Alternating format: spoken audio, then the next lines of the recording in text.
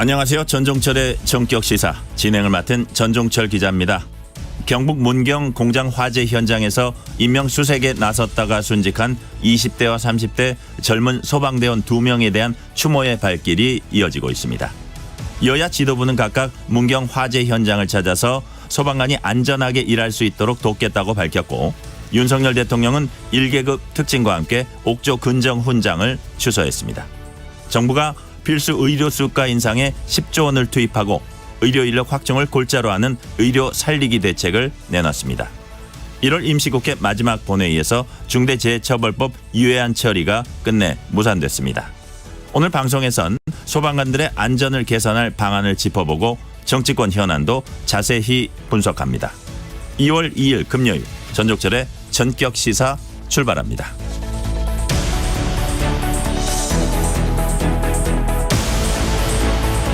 전종철의 전격시사는 유튜브로도 실시간 방송합니다. 문자 참여는 짧은 문자 50원, 긴 문자 100원이 드는 샵9730, 콩 어플은 무료입니다. KBS 1라디오 채널에는 정치, 경제, 사회, 문화 등 다양한 명품 콘텐츠가 있습니다. 구독과 좋아요, 댓글 많이 부탁드립니다.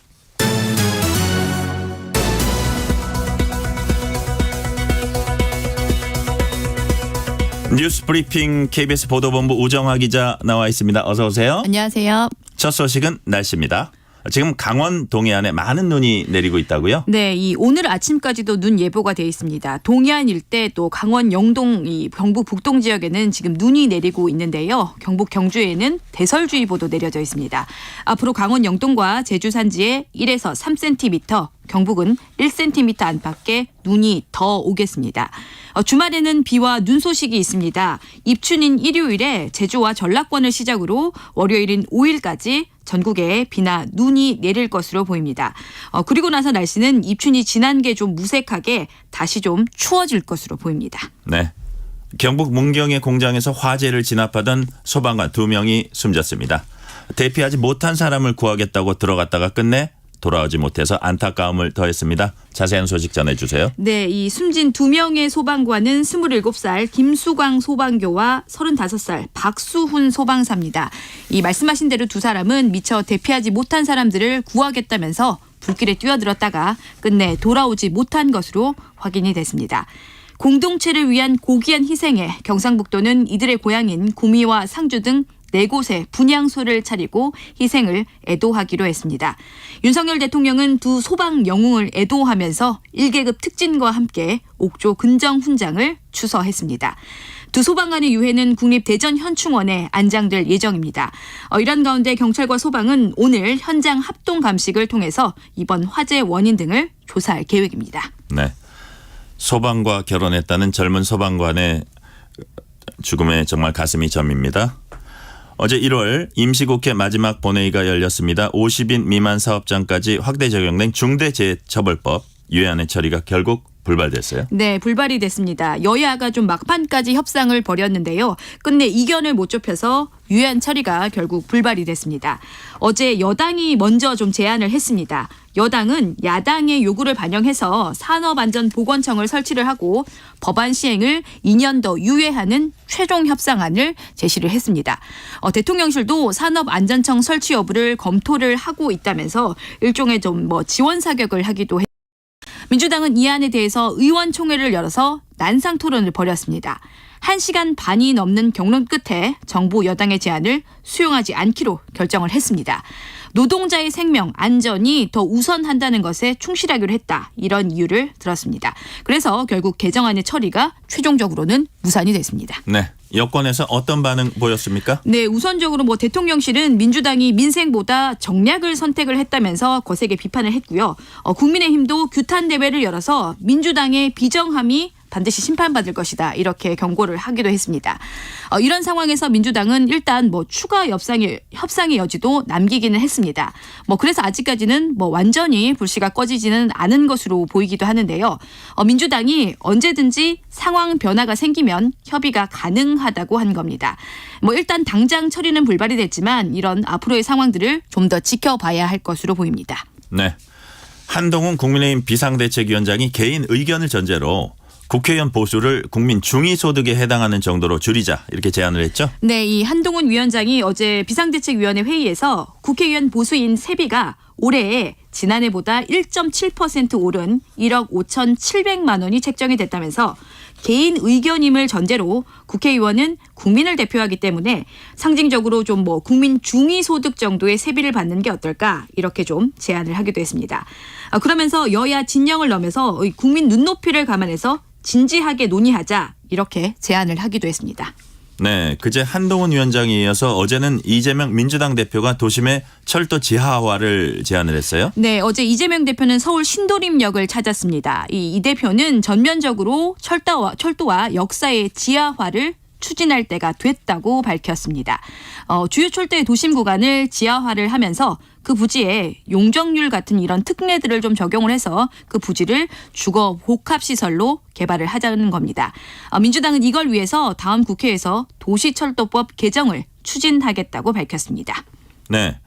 이재명 민주당 대표가 신년 기자회견에서 6.25 전쟁 관련 발언을 했는데 거기에 대해서 이제 논란이 일고 있어요. 어떤 발언입니까? 네, 이 이재명 대표가 최근 남북 관계를 좀 언급을 하면서 전쟁 공포가 광범위하게 퍼지고 있다 이렇게 이야기를 하면서 6.25 전쟁을 언급을 했습니다. 6.25 전쟁이 어느 날 갑자기 좀 우연히 일어난 게 아니라면서 38선에서 크고 작은 군사 충돌이 누적된 결과였다. 이렇게 말을 한 겁니다. 국민의힘이 즉각 반발했습니다. 6.25 전쟁은 북한의 남침이 분명한데 공당 대표가 역사를 왜곡한다라고 비판했습니다. 그러면서 북한이 아무리 도발해도 평화를 위해서 굴종해야 하는 것이냐 이렇게 좀 반문을 하기도 했는데요. 민주당이 해명에 나섰습니다. 전후 맥락을 좀 함께 고려를 해야 한다면서 정쟁화하지 말라 이렇게 좀 반박을 하기도 했습니다. 네. 정부가 필수 의료를 살리기 위한 종합대책을 발표했습니다. 쟁점이 됐던 의대 정원을 2025학년도 대입부터 늘리기로 했다고요? 네, 어제 정부가 8번째 민생토론회에서 발표한 내용입니다. 핵심은 말씀하신 대로 의사수를 늘리고 지역 의료를 강화를 해서 필수 의료를 살리겠다는 겁니다. 여기에는 그동안 이 의료계와 갈등을 벌였던 이 주된 이유였던 의대 입학 정원 문제도 포함이 됐습니다. 정부는 오는 2035년에 의사 15,000명이 부족해지는 상황을 고려해서 올해 고3 학생들이 치를 2025학년도 대학 입시부터 의대 입학 정원을 늘리겠다 이렇게 발표를 했습니다. 다만 증원 규모는 정확히 밝히지는 않았는데요. 이번 설 연휴를 전후로 발표가 될 것으로 보입니다. 특히 어제는 이 박민수 복지부 2차관이 나서서 이번에는 반드시 증원을 하겠다. 비장하게 각오하겠다. 이렇게까지 밝혀서 일단 증원은 기정사실화가 될 것으로 보입니다. 네. 의료계는 즉각 반발했죠. 네, 이 대한의사협회 등 의료계는 정부가 필수 의료와 또 지역 의료를 살리기 위한 정책 방향에는 공감을 한다 이렇게 밝히면서도 의대 정원 확대 문제에 대해선 여전히 좀 부정적인 입장을 내놨습니다. 대한의사협회는 어제 입장문에서 의료인에 대한 법적 부담 완화와 또 근무 환경 개선 등의 정책 방향에 대해서는 공감을 한다면서도 의대 정원 확대는 근본 대책이 아니다 이렇게 주장을 했습니다. 의학교육의 질이 떨어지고 건보 재정에도 큰 부담을 가져올 것이라면서 여전히 이 문제에 대해선 정부와 견해차를 드러내기도 했습니다. 네. 유명 웹툰 작가 주호민 씨의 장애 아들을 학대한 혐의로 기소된 특수교사가 1심에서 유죄를 선고받았네요. 네, 이 자폐성 장애가 있는 아들을 둔 웹툰 작가 주호민 씨가 2년 전에 아들이 다니던 학교의 한 특수교사를 학대로 고소를 했고 어제 1심 재판 결과가 나왔습니다. 1심 재판부는 이 정서적 학대가 있었다면서 벌금 200만 원의 선고를 유예를 했습니다. 이 과정 그동안 좀 알려진 대로 많은 논란이 됐었는데요. 그 논란 중에 하나가 주호민 씨가 아들의 책가방에 몰래 녹음기를 넣어서 이 교사의 발언을 녹취를 한 걸 두고 논란이 일었습니다. 장애가 있는 아이가 의사 표현을 제대로 좀 못하니까 주호민 씨가 이런 방법을 선택을 한 건데요. 그래서 이 녹음이 불법적인 증거다. 교사의 교권을 침해했다면서 논란이 일었습니다. 특히 최근 대법원이 이런 녹음 파일을 증거로 인정할 수 없다. 이런 취지로 판결을 했었는데요. 네. 이번 1심 재판부의 판단은 달랐습니다. 1심 재판부는 이 녹음 파일의 증거 능력을 인정했습니다. 아이가 자폐성 장애를 가져서 스스로를 방어할 능력이 없고 학습실에 CCTV가 없어서 녹음이 정당하다고 본 겁니다. 이번 벌금 200만 원의 선고 유예는 일단 형의 선고를 미루고 2년이 지나면 사실상 없던 일로 해주는 결과입니다. 재판부는 피해 아동을 정서적으로 학대한 건 맞지만 어떤 해를 끼쳤는지 명확하지는 않다면서 이 판결 이유를 설명을 했습니다. 녹음 말고는 별로 방어할 기제가 없다 이렇게 네. 본 것 같아요. 특수교사 측은 항소를 했다고요? 네, 이 특수교사 측이 이번 녹음 파일의 증거 능력을 인정한 것에 대해서 유감의 뜻을 표하면서 항소를 하겠다고 밝혔습니다. 녹음 파일의 증거 인정 여부는 그래서 좀 2심 재판에서도 주요 쟁점이 될 것으로 보이는데요. 재판이 끝나고 조우민 씨도 기자들과 만나서 입장을 밝혔습니다. 조우민 씨는 장애 부모와 이 특수교사들 간의 대립으로 비치지 않기를 간절히 바란다 이렇게 말을 했습니다. 그러면서 자신의 유튜브 라이브 방송을 통해서는 자신이 좀 힘들었던 시간을 밝히면서 아이가 학대를 받았다는 게 지금 이 판결 결과로 인정이 된 거라면서 부모기 때문에 이번 결과가 기쁘지는 않다 이렇게 말을 하기도 했습니다. 네. 축구 소식 해볼게요. 내일 새벽 아시안컵 8강전에서 우리나라 호주가 맞붙습니다. 어느 팀이 더 유리할까요? 네, 이 오늘 밤에 좀 밤새워가지고 축구 볼 계획 잡고 계신 분들 많으실 텐데요. 우리나라와 호주의 8강전이 내일 새벽 0시 30분부터 예정이 돼 있습니다. 피파 랭킹만으로 봤을 때 두 팀의 순위 비슷합니다. 우리 팀이 피파 랭킹 23위고요. 호주가 25위로 비슷합니다. 객관적인 전력이 이런데 공은 둥글다 이런 말처럼 승부는 순위에 따라서 정해지는 건 아니니까요.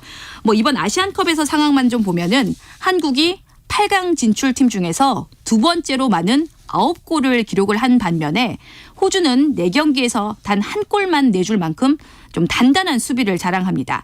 16강 인도네시아전에서 보여준 이 탁월한 신체 능력을 좀 바탕으로 해서 이런 강점도 호주의 강점이라고 볼 수 있는데요. 여기다가 호주는 닷새를 쉬었고 우리는 사흘만 쉰 상황입니다. 지금 단정할 수는 좀 없겠지만 호주가 당연히 여러 면에서 이 만만치 않은 상대임은 분명해 보입니다. 우리 경기처럼 8강에 함께 진출한 일본과 이란의 경기도 관심을 모으고 있어요. 네, 이번 8강에 진출한 아시아권으로 분류되는 국가가 우리 대한민국, 일본, 호주, 이란 이렇게 4곳입니다. 아시아 국가 중 피파 랭킹에서 가장 앞선 이 일본과 이란은 상대 전적을 봐도 6승 6무 6패. 말 그대로 아주 좀 팽팽하게 맞서 있는데요. 객관적인 전력에서는 4경기 11골로 이 최다 득점 중인 일본이 좀 앞서고 있지만 수적인 열세를 딛고 이 8강에 오른 이란의 실리 축구도 결코 만만하게는 볼 수는 없습니다. 이영표 KBS 축구 해설위원이 이번 8강 전당을 내놨습니다. 아시아권 4나라 중에서 한국과 일본이 조금 더 앞서고 있고 결승에서 두 팀이 만날 가능성이 높다라고 생각한다 이렇게 밝혔습니다. 지난 이 사우디전에서 이 중꺾마 제대로 중꺾마라고 하는 이 중요한 건 꺾이지 않는 마음을 이 선수들이 보여준 것처럼 다 오는 월요일에 좀 승전보를 전해드릴 수 있었으면 좋겠습니다. 그렇군요. 잘 들었습니다. 오늘은 여기까지 듣겠습니다. 우정화 기자 수고했습니다. 지금 시각 7시 33분입니다. 날씨 정보입니다. 오늘 동해안과 제주도 해안을 중심으로 강한 너울이 유입되니까 각별한 주의가 필요하겠습니다. 오늘 전국이 흐린 가운데 지속적으로 기압골 영향을 받는 제주에는 비가 조금 더 내리겠고요. 산지 쪽은 1에서 3cm 눈이 쌓이겠습니다. 그리고 영동 및 동해안 쪽에 어제 많은 눈이 내렸는데요. 오늘 아침까지 1에서 3cm가량 더 오겠습니다. 오늘 서울은 대기 상태가 좋은 편입니다. 원활한 대기 상태 회복했는데 충남, 세종, 전북, 광주에 지금 초미세먼지 농도 높게 나타나고 있고요. 오늘도 인천과 경기 남부, 충남, 호남의 대기가 전반적으로 탁하겠습니다.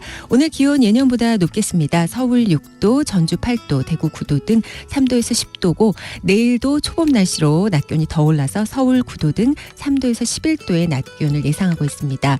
강원 산지는 동풍 영향으로 당분간 낮은 구름이 유입되고 또 오늘도 역시 해안과 제주에 강풍이 지나겠습니다. 지금 서울의 기온은 1.5도입니다. 날씨 정보였고요. 다음은 이 시각 교통 상황 알아보겠습니다. KBS 교통정보센터 이현 씨입니다. 네, 금요일이라 출근 정체는 덜한 편입니다. 다만 돌발 상황이 발생하면 얘기는 또 달라지는데요. 경부고속도로 서울 쪽으로 칠곡 분기점 부근입니다. 화물차 관련 사고를 처리하고 있습니다. 1, 2차로가 막혀 있고요. 금호 분기점부터 여파를 크게 받고 있습니다. 이후로 수도권 구간입니다. 신갈 분기점 부근에서 승용차 관련 사고를 처리하고 있습니다. 수원에서 신갈 쪽으로 답답하고요. 달래내에서 반포 쪽으로 천천히 가고 있습니다. 그리고 서울은 올림픽대로 하남 쪽입니다. 오늘도 가양대교를 지나서 작업하고 있습니다. 많이 답답하실 텐데요. 작업 여파가 극심한 상황입니다. 행주에서 염창 나들목 쪽으로 30분 이상 필요하겠고요. 여의도 구간에서 막히고 있습니다. 강변으로 행주에서 동작대교까지 가신다면 40분이 조금 넘게 걸리겠습니다. KBS 교통정보센터였습니다.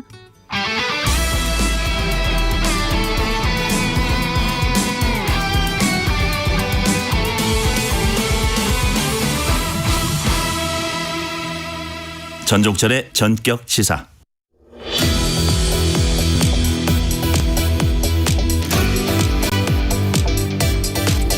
(4월) 총선을 2달여 앞두고 국민의힘은 운동권 심판론을, 민주당에선 정권 심판론을 내세우고 있습니다.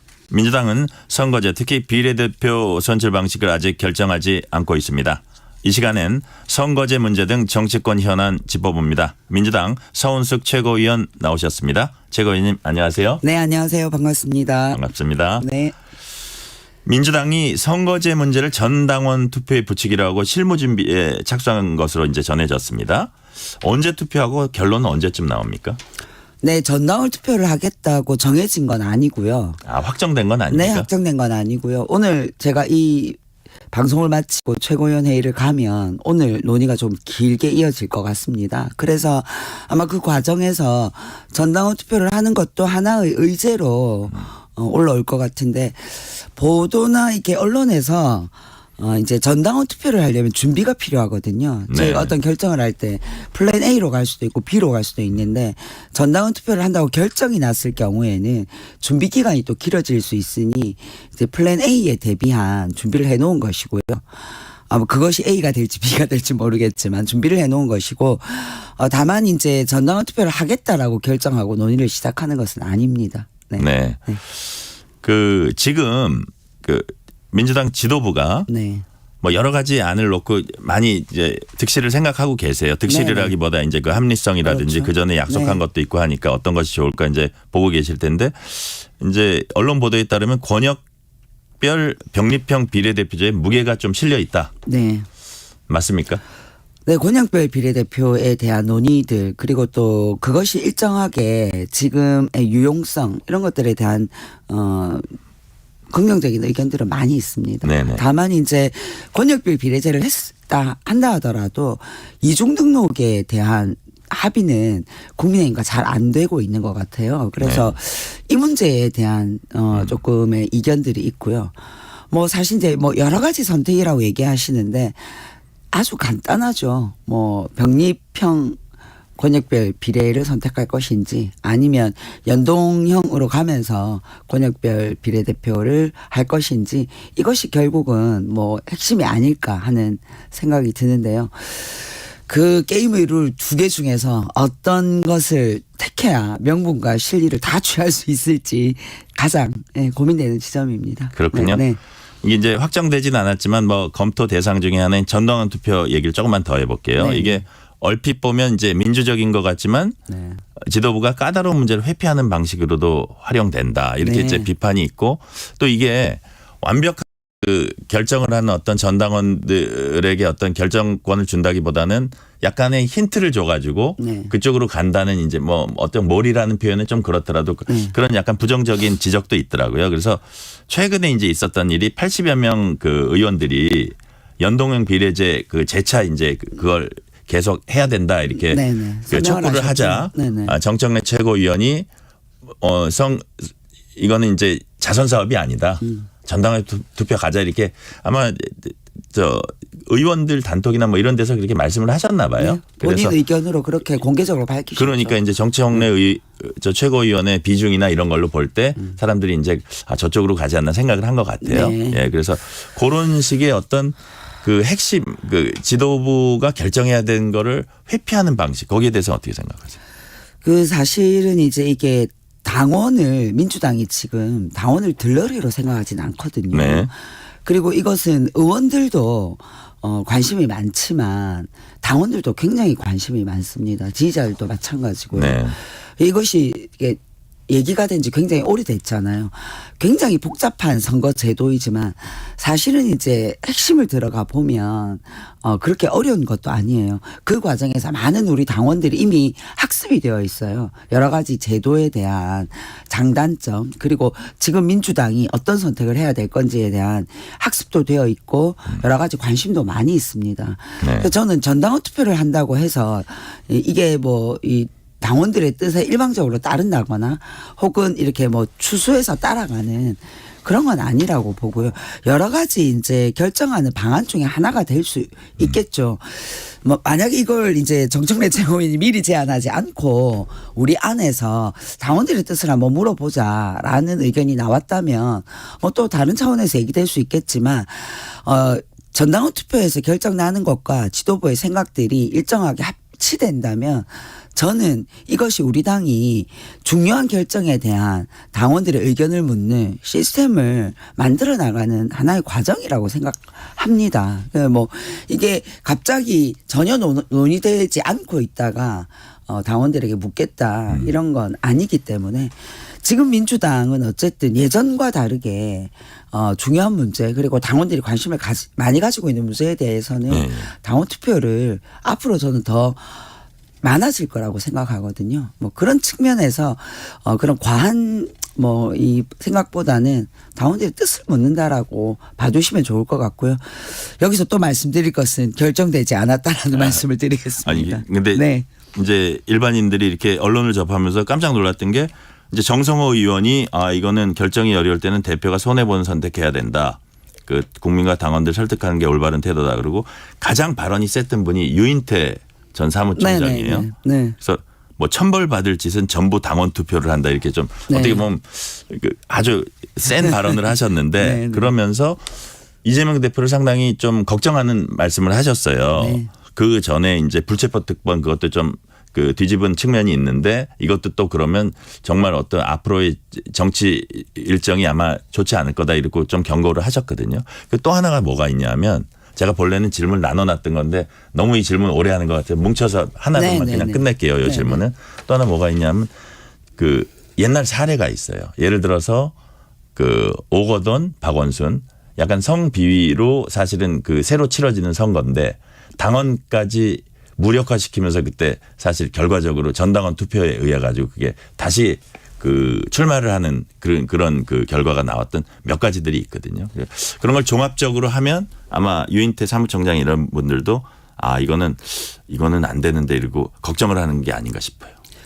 지금 이게 어떤 선거제도라는 게 예. 최선의 선택을 찾아가는 과정은 아니잖아요. 이미 이게 게임의 룰을 정하는 것인데 네. 어떤 룰을 정하더라도 여러 가지 이제 이 장단점들이 다 있고 또 득실을 따졌을 때 각각의 다 득과 실이 있는 거예요. 그래서 저는 이제 유인태 그 전 의원님 같은 경우에는 당원 중심의 정당 생활을 잘 안 해보셨기 때문에 아니 그냥 뭐 지도부 정한 대로 정하면 되는 거지. 뭘 그걸 당원들에게 물어 이렇게 그 책임을 회피한다고 생각할 수도 있다고 생각하지만 사실 저는 그거는 좀 견해가 굉장히 다르시군요. 예, 과한 생각이라고 보고요. 옳은 선택이든 국민의 선택, 당원의 선택을 때로는 따라가거나 존중해야 될 필요도 있다고 생각을 해요. 저도 지도부로서 굉장히 이 문제에 대한 고민이 많기는 하지만 어떨 때는 내 생각에 이게 다 맞나라는 생각이 들 때가 있어요. 그리고 집단 지성의 힘이라는 것이 이제는 한두 사람의 판단보다는 오히려 집단 지성의 선택이 옳을 수도 있고 또 그것을 결정함으로써 그 이후의 과정을 만들어 나가는 것도 저는 있다고 생각하거든요. 네. 그런 어떤 과정으로 봐주셔야지 이게 어려운 문제니까 당원에게 묻는다. 회피하려고 한다. 이렇게만 보면 앞으로 이제 당원 투표를 할 때 어떤 당원 투표 의제가 올라오더라도 저거 지도부가 회피하는 거 아니야? 이렇게 볼 우려들이 좀 있다고 생각하고요. 그런 측면에서 오늘 말씀하신 그런 여러 가지 걱정들을 담아서 아마 지도부에서 고민하지 않을까 생각하고요. 주신 말씀 오늘 또 회의 때 잘 반영하겠습니다. 치열한 논쟁이 있을 것 같아요. 네, 맞습니다. 네. 이거와 관련해서 국민의힘은 그동안 이제 민주당 때문에 선거제 못 정했다 이렇게 볼멘 소리를 좀 했었거든요. 네.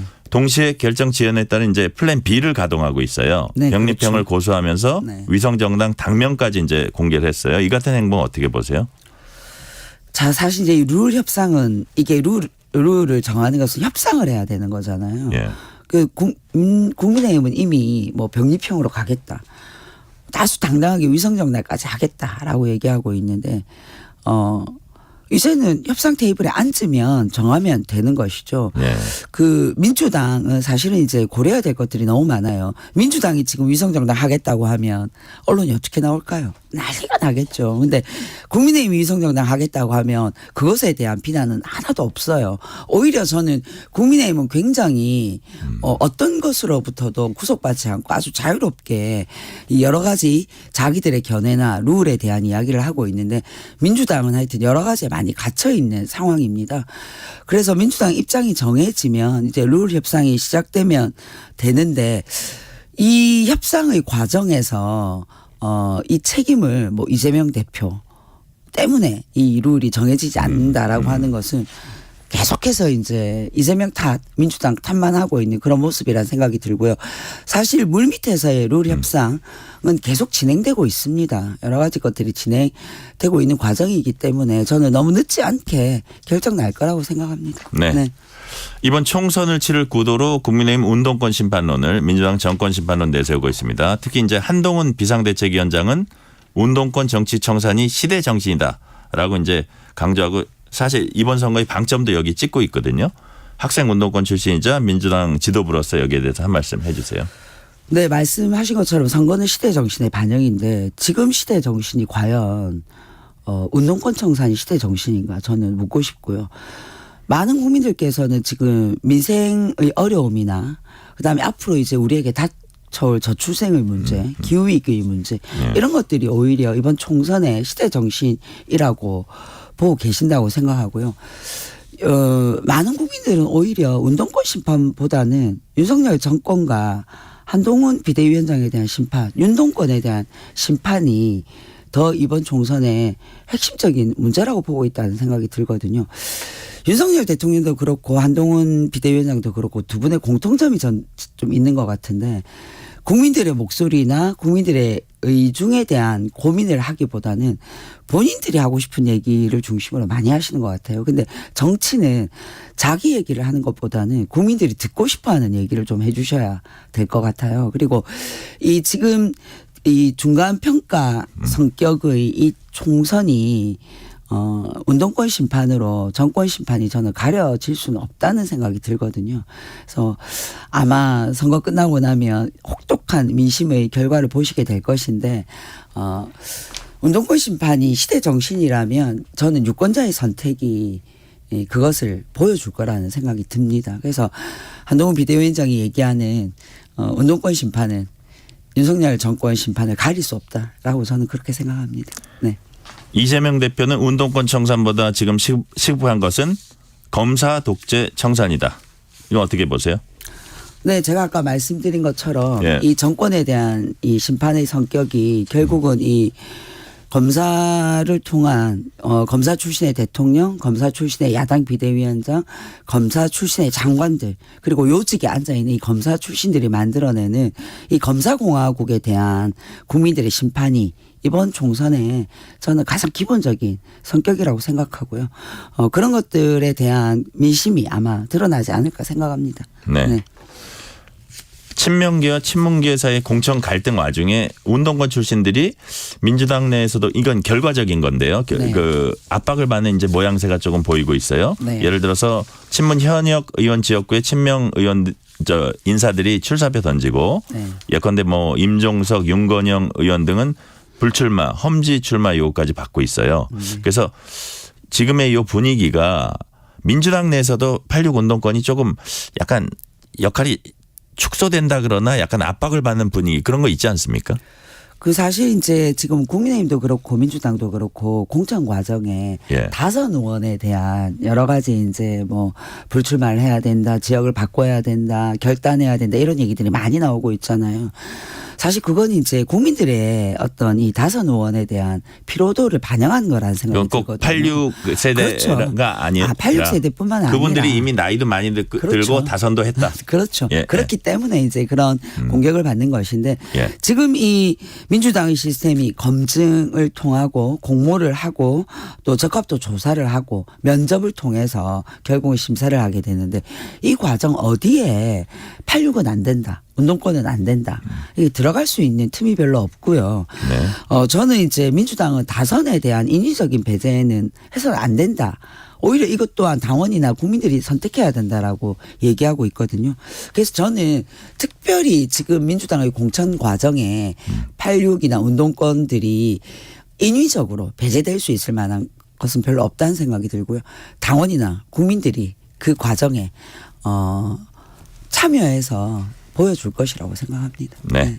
이재명 대표가 신년 기자회견에서 6.25 전쟁은 군사 충돌이 누적된 결과다 이렇게 말을 했습니다. 여기에 대해서 국민의힘은 6.25 전쟁은 북한의 남침이 분명한 건데 이재명 대표가 역사적 사실을 왜곡하고 있다 이렇게 강하게 반발하고 있어요. 이 문제는 어떻게 보세요? 뭐 저는 이제 맥락만 잘라서 이렇게 얘기할 문제는 아니고요. 저 북한의 남침에 의해서 일어난 것은 기본적으로 우리 국민들이 다 알고 있는 사실이고요. 예. 이 결국은 평화를 강조하기 위해서 이 평화로 가기 위한 과정에 전쟁 억제나 또 전쟁이 일어나서는 안 된다라는 것을 강조하기 위한 말이었다고 생각합니다. 아, 네. 그렇군요. 네. 이재명 대표가 어제 직접 공천 면접 심사대에 섰습니다. 네네. 그래서 이제 다른 사람과 똑같이 한다 했는데 또 여기에 대해서 또 비판하는 분들은 그 공천 기준에서 음주운전을 뺐다. 네. 이 부분이 이 대표 위한 맞춤형 이번에 이제 공천 기준 아니냐 이런 또 네. 지적도 나오거든요. 이건 어떻게 보세요? 그 지금 도덕성 검증과 관련해서는 당의 어떤 이 딱 규칙이 정해져 있습니다. 공식이라고 할 수 있는데요. 그것에 맞추어서 다 진행되어 있기 때문에 이재명 대표가 검증 과정에서 특혜를 받을 수 있는 건 없습니다. 이미 다 노출되어 있는 것이고 또 여러 번의 선거를 출마한 분이시기 때문에 네. 저는 대표라고 해서 특혜를 받을 수 있는 그런 구조는 아니라고 생각하고요. 면접도 당연히 이제 면접을 받아야죠. 공천 심사를 하신 분이 신청을 하신 분이기 때문에 네, 그렇게 보고 있고 이 민주당의 이 진행되는 과정들이 굉장히 뭐 암실에서 진행되는 것 같지만 그렇지 않습니다. 굉장히 투명하게 공개되고 또 제1을 신청하거나 2를 신청할 수 있는 시스템까지 갖춰져 있기 때문에 대표라고 해서 저는 여기서부터 어떤 특혜를 받을 수 있는 건 없다고 생각합니다. 네. 네. 이현주 전 의원 복당 문제를 두고 이제 미묘한 파장이 일고 있어요. 그래서 처음에 이제 알려진 거는 이재명 대표가 직접 이현주 전 의원 복당을 권유했다 이렇게 알려졌었거든요. 근데 어젠가요? 최근에 정성호 의원이 이현주 전 의원 복당 권유는 내가 한 거다 이렇게 주장을 네. 하고 네. 그랬더니 이원욱 의원은 윤리심판원 조사를 할 사안이다 이렇게 비판을 하고 했어요. 제가 보니까 이게 네. 또 그때 또 탈당을 했었잖아요. 그렇죠. 네. 국민의힘 탈당하기 전에 민주당도 탈당했었잖아요. 맞습니다. 그래서 네. 뭐 거기에 대해서는 사과를 해야 된다 이런 것도 있고 약간 공천 문제가 또 얽혀 있을 수도 그렇죠. 있을 것 같아요. 맞습니다. 그래서 미묘한 것 그러니까 같습니다. 아주 미묘하죠. 예. 뭐 사실은 이제 선거 시기에 탈당하셨던 분이 복당의 절차를 밟는 과정들은 예. 되게 이제 쉽지는 않거든요. 특히나 또 이제 이현주 의원처럼 뭐 국민의힘도 탈당하고 민주당도 탈당했던 분이 다시 민주당으로 복당한다고 했을 때는 저거 출마하려고 그러는 거 아니야?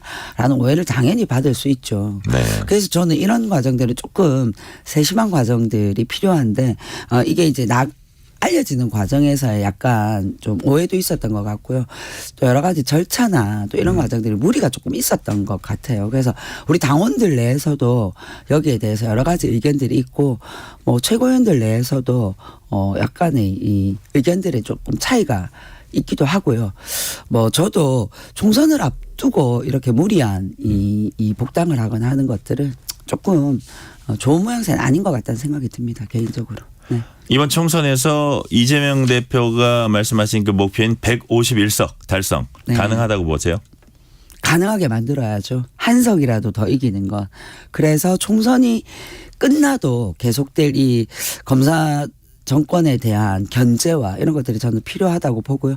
151석을 만들기 위한 노력을 지금부터 열심히 해야 된다고 생각합니다. 네. 네. 마지막으로 시간이 이제 조금 남았는데요. 네. 다음 주에 광주에서 최고위 연다고 들었습니다. 네네네. 이 시점에서 광주에서 현장 최고위 여시는 이유 한마디로 말씀해 주시면 뭔가요? 지금 광주에서 사실은 최고위원회를 그동안 뭐 부산이나 네. 뭐 대전이나 한 거에 비해서 조금 시간이 오래됐거든요. 그래서 이제 5.18 묘역도 가고 또 광주도 가는 것이지 뭐 특별히 지금 어떤 의미를 가지고 간다기보다는 광주의 우리 지지자들과 또 총선 준비를 위한 그런 필승의 결의를 다지기 위한 그런 거라고 봐주시면 좋겠습니다. 그렇군요. 네. 오늘은 여기까지 듣겠습니다. 네. 서은숙 민주당 최고위원이었습니다. 감사합니다. 고맙습니다. 전종철의 전격시사 1부 순서는 여기서 마치고 2부가 이어집니다.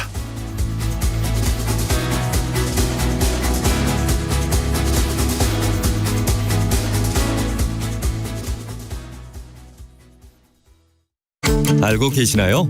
겨울철에 심해지는 미세먼지 피해를 줄이기 위해 계절관리제 차량 운행 제한 제도가 시행됩니다. 매년 12월부터 이듬해 3월까지 수도권과 부산, 대구, 광주, 대전, 울산, 세종에 진입하여 운행하는 배출가스 5등급 차량의 운행이 제한되며 저공해 조치 차량은 자유롭게 운행할 수 있습니다. 저공해 조치 신청은 자동차 배출가스 전산 시스템 또는 지자체 환경부서에서 가능합니다. 미세먼지 없는 깨끗한 하늘 만들기. 이 캠페인은 환경부와 한국환경공단이 함께합니다.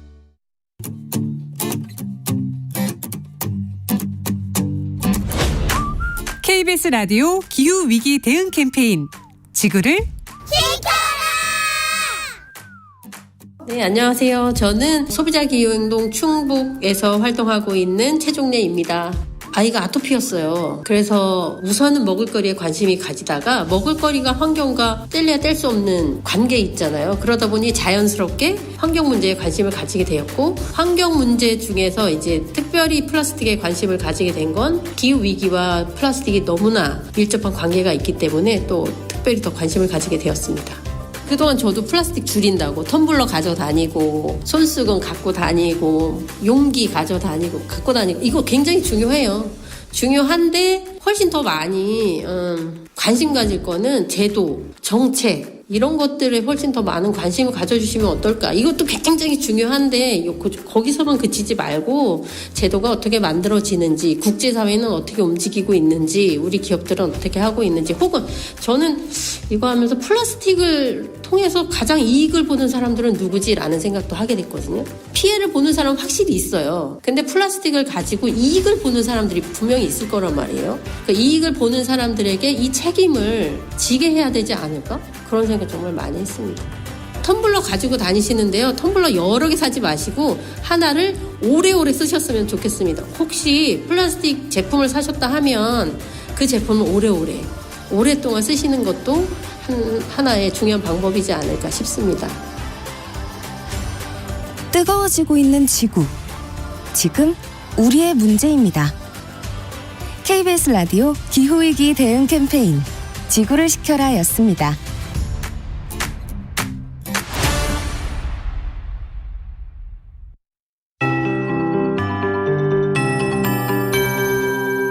KBS 58분 날씨.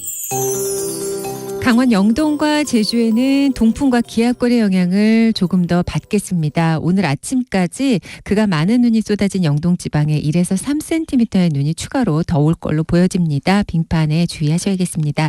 제주에도 당분간 가끔씩 비 오는 곳이 많겠습니다.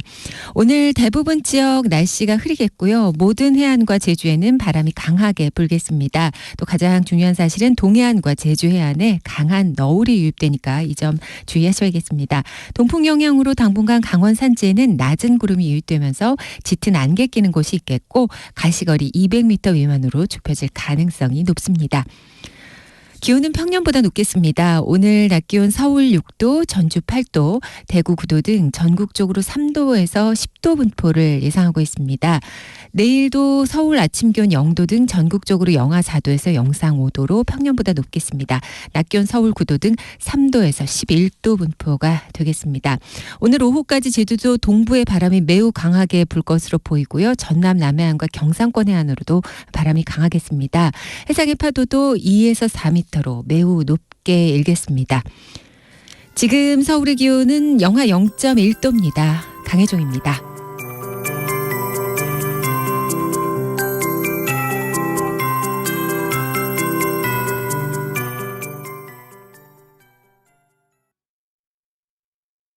정성을 다하는 국민의 방송 KBS가 8시를 알려드립니다. AM 711kHz, FM 97.3MHz, KBS 1라디오입니다. HLKA.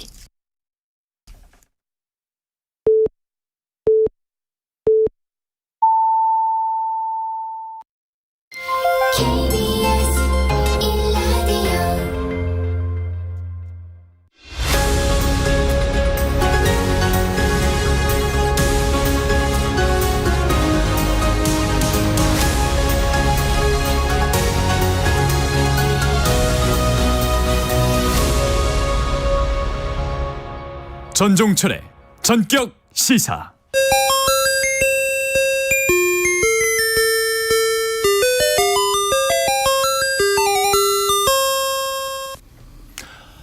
한 주간 뜨거웠던 정치 키워드를 공부하는 시간입니다. 이종훈의 정치 공부. 이종훈 정치평론가 나오셨습니다. 평론가님 안녕하세요. 네, 안녕하세요. 국민의힘을 탈당한 이현주 전 의원의 민주당 복당 여부를 놓고 요즘 민주당에 미묘한 파장이 일고 있습니다. 그래서 오늘은 탈당, 복당 얘기를 자세히 나눠보겠습니다. 이현주 전 의원 복당, 이와 관련한 민주당 내 분위기 어떻게 보고 계세요? 네, 뭐 특히 지금 친문 쪽에서 굉장히 지금 이제 과민 반응이라고 좀 이야기할 정도로 격하게 좀 반대하는 그런 좀 분위기죠. 아시다시피 이제 이분이 민주당에서 정치를 시작을 했습니다. 근데 정치 역정이 그 이후에 굉장히 복잡해졌는데 특히 문재인 정권 시절에 이제 그 조국 전 법무부 장관 임명에 반대를 했죠. 뭐 그 당시 기억하시겠지만 뭐 삭발투쟁 뭐 이런 것까지 벌였었고 그러면서 이제 반문으로 이제 약간 지목이 됐어요. 마치 결국 반문 전사처럼 불렸었어요. 네, 그렇습니다. 예. 결국 이제 그 바람에 이제 탈당까지 한 거고 국민의당, 바른미래당 거쳐서 이제 국민의힘에 이제 뭐 합당 방식으로 어쩔 수 없이 이제 입당이 된 그런 경우에 속하죠. 그런데 또 윤석열 정부 들어선 이후에는 또 이 반윤 전선에 굉장히 또 앞장섭니다. 그래서 결국은 이제 최근에 이제 탈당까지 하고 말았는데 이 상태에서 지금 이재명 대표 전화를 받았다는 거죠. 그래서 복당 제의를 이제 받은 것으로 지금 전해지고 있고 이런 속에서 지금 당내 친문들이 지금 반발을 하고 있는 그런 상황인 겁니다. 근데 또 최근에는 정성호 의원이 자기가 복당 제의했다고 뭐 이런 얘기도 하고 계세요. 그래가지고 네. 그 부분은 조금 더 앞으로 살펴봐야 될 것 같긴 합니다. 아무래도 민주당 내에서 미묘하게 받아들인 건 이 전 의원 복당이 공천 문제와 연결되기 때문인 것 같아요. 그래서 민주당 내에선 이현주 전 의원이 총선 불출마를 전제로 합류해야 한다. 이런 그 제안을 하는 분들도 있고요. 이걸 이 전 의원이 받아들이겠습니까? 일단 이제 그 친문 쪽에서 왜 반대를 할까 이제 하는 건데, 그러니까 이분들은 이현주 전 의원 일종의 이제 철새 행보다 이렇게 이제 보는 겁니다. 그리고 과거에 그렇게 그 문재인 전 대통령 때 이렇게 비판을 하고 하던 사람이 나가서 좀 힘들게 좀 지내다가 보니 이제 다시 또 국회의원 배지 달아야 되겠고, 그러니까 결국 들어오는 거 아니냐. 너무 기회주의적이다. 이렇게 이제 좀 이제 보는 거고요. 그렇기 때문에 이제 복당에 뭔가 좀 진정성을 보여야 되는 거 아니냐. 그래서 홍익표 원내대표 같은 경우에는 불출마 선언을 아예 좀 하든가 해라. 뭐 지금 이렇게까지 지금 얘기를 하고 있는 이제 그런 그 상황인 거죠. 네. 정치적으로 보자면 아무래도 이제 국회의원 배지 다는데 1차 목표가 있는 것으로 볼 수밖에 없습니다. 이제 그런 부분에서 이제 그 지금 친문계 쪽에서 더욱더 이제 그런 점을 지적을 좀 하고 있는 그런 그 상황이긴 한데 뭐 모르겠습니다. 이현주 전 의원은 그럼에도 불구하고 뭐 약간의 좀 설득 작업을 거쳐서 결국은 민주당을 좀 들어갈 생각을 좀 하고 있는 것 같아요. 그런데 이제 과연 본인이 원하는 그림이 그려질지 이게 지금 이제 관건이다 이렇게 봐야 될 것 같습니다. 유승민 전 의원도 뭐 비슷하다고 할 수 있을지 모르지만 이현주 전 의원도 보면은 그 제3지대로 갈 것으로 많이 이제 예상을 했었거든요. 네, 그래서 처음에는 그렇게 예상했습니다. 실제로 네. 금태섭 전 의원이었던 것 같은데 이 자리에 이제 나와가지고 이현주 전 의원 얘기 저 민주당 쪽으로 간다는 좀 그 설도 있다 이렇게 했더니 이분 뭐라 그러냐면 제3지대로 안 나온 그 아쉬움도 좀 담겨 있겠지만 마음에 네. 뭐라 그러냐면 그 거대 양당에 다시 가서 그냥 이용만 당한다나 어쨌든 자기의 본래 그 능력을 충분히 발휘하고 어떤 정치적인 이상을 실현하고 이러기는 아마 쉽지 않을 거다 이런 취지로 말씀을 하시더라고요. 네. 어떻게 보세요 그런 거는? 사실은 지금 이준석 대표하고도 그 부산에서 토크 콘서트도 같이 했죠. 했잖아요. 예. 예. 그래서 사실은 저도 그때 이제 사회 요청을 받아서 가서 사회를 보긴 했는데 그때까지만 해도 이현주 전 의원하고 대화를 나누면 신당 쪽으로 상당히 마음이 가 있었던 것으로 전 그렇게 파악을 했었거든요. 그 이후에 이제 기류가 좀 이제 많이 바뀐 이제 그런 그 상황. 이 아닌가 이렇게 좀 여겨지고 이분이 그러니까 반문 전선 또 반윤 전선 계속 앞장서신 그런 이제 전력으로 볼 때 기질 자체가 좀 반골 기질이 강하신 거 아니냐 이런 얘기를 정치권에서 많이 합니다. 그래서 이재명 대표의 제2로 입당을 하더라도 또 어느 순간에는 또 반명 전선에 설 수도 있는 그런 그 인물 아니겠는가 그런 지적도 하시는 분들이 있어요. 체질적으로 그렇게 될지도 모른다. 그러니까 이번에 들어가는 게 꼭 좋은 선택이 아닐 수도 있다. 이런 지적을 좀 하기도 하죠. 네. 그래서 이 전 의원은 공개적인 비난이 당황스럽다 이런 입장을 내놓기도 했는데요. 네. 그래서 결국은 복당할 가능성이 안 할 가능성보다는 좀 더 높다고 보시는 거예요? 그렇죠. 그러니까 이미 그 탈당할 때부터 그런 생각을 하고 있었던 것 같고 정성호 의원하고는 아마 그전에 좀 상당히 교감이 있었던 거 아닌가 싶어요. 제가 또 우연찮게 또 이현주 전 의원이 요청을 해서 최근에 있었던 북콘서트에 가게 됐었는데 사회를 또 가서 봤습니다만 그때 정성호 의원이 오시고 이래서 이분이 좀 분위기가 좀 그쪽으로 흘러가는 게 아닌가 이런 생각을 안 그래도 혼자서 했었어요. 그 최근이었습니까? 예, 그렇죠. 그러니까 한 20일 전쯤이었던 것 같은데. 올해네요? 예, 그렇습니다. 그래서 이게 좀 이분이 그쪽으로 좀 가시는 거 아닌가. 물론 이제 그때 국민의힘 관계자 분들도 계시긴 했습니다만 정성호 의원은 또 의미가 좀 다르잖아요. 워낙 또 핵심 친문이고 그래서 친명이고 그래서 근데 이제 역시 이제 그때부터 이야기는 있었던 것 같고 이제 지금 친문들이 반대하고 있습니다만 어찌됐건 이재명 대표가 좀 대표이기도 하고 친명계가 당의 주류기 때문에 조금 약간의 이제 난항은 겪겠지만 결국은 이제 복당은 허용이 되지 않을까 이렇게 생각을 합니다. 복당한다면 그 역할을 어느 정도 할 수 있을지 또 총선에 어떤 영향을 미칠 정도로 역할을 할 수 있다고 보세요? 그러니까 이재명 대표가 복당을 권유했을 때는 그만한 이유가 있겠죠. 저는 이제 두 가지 목적이 굉장히 강하지 않았을까 이렇게 추정을 하고 있습니다. 네. 우선은 공천 국면에서 지금 이제 친명계하고 비명계 중에서 특히 친문계들하고 굉장히 좀 갈등이 많이 고조되고 있잖아요. 네. 또 임종석 전 비서실장이라든가 노영민 전 비서실장 같은 분들 막 나온다고 하니까 지금 친명계에서 굉장히 좀 반발도 심하고 좀 이렇거든요. 그래서 그 과정에서 사실은 어느 정도는 친명 입장에서는 그러니까 비명 친문계들을 좀 이렇게 제압을 할 필요도 있고 논리적으로 조금 이렇게 특히 좀 제압을 할 필요가 있습니다. 이제 그런 부분에서 이현주 전 의원 같은 경우는 워낙 이제 그 당시에 친문들에 대해서 속속들이 잘 알고 있으니까 와서 이제 그런 역할을 좀 해줄 수 있을 것이다 이런 기대가 좀 있을 것 같고요.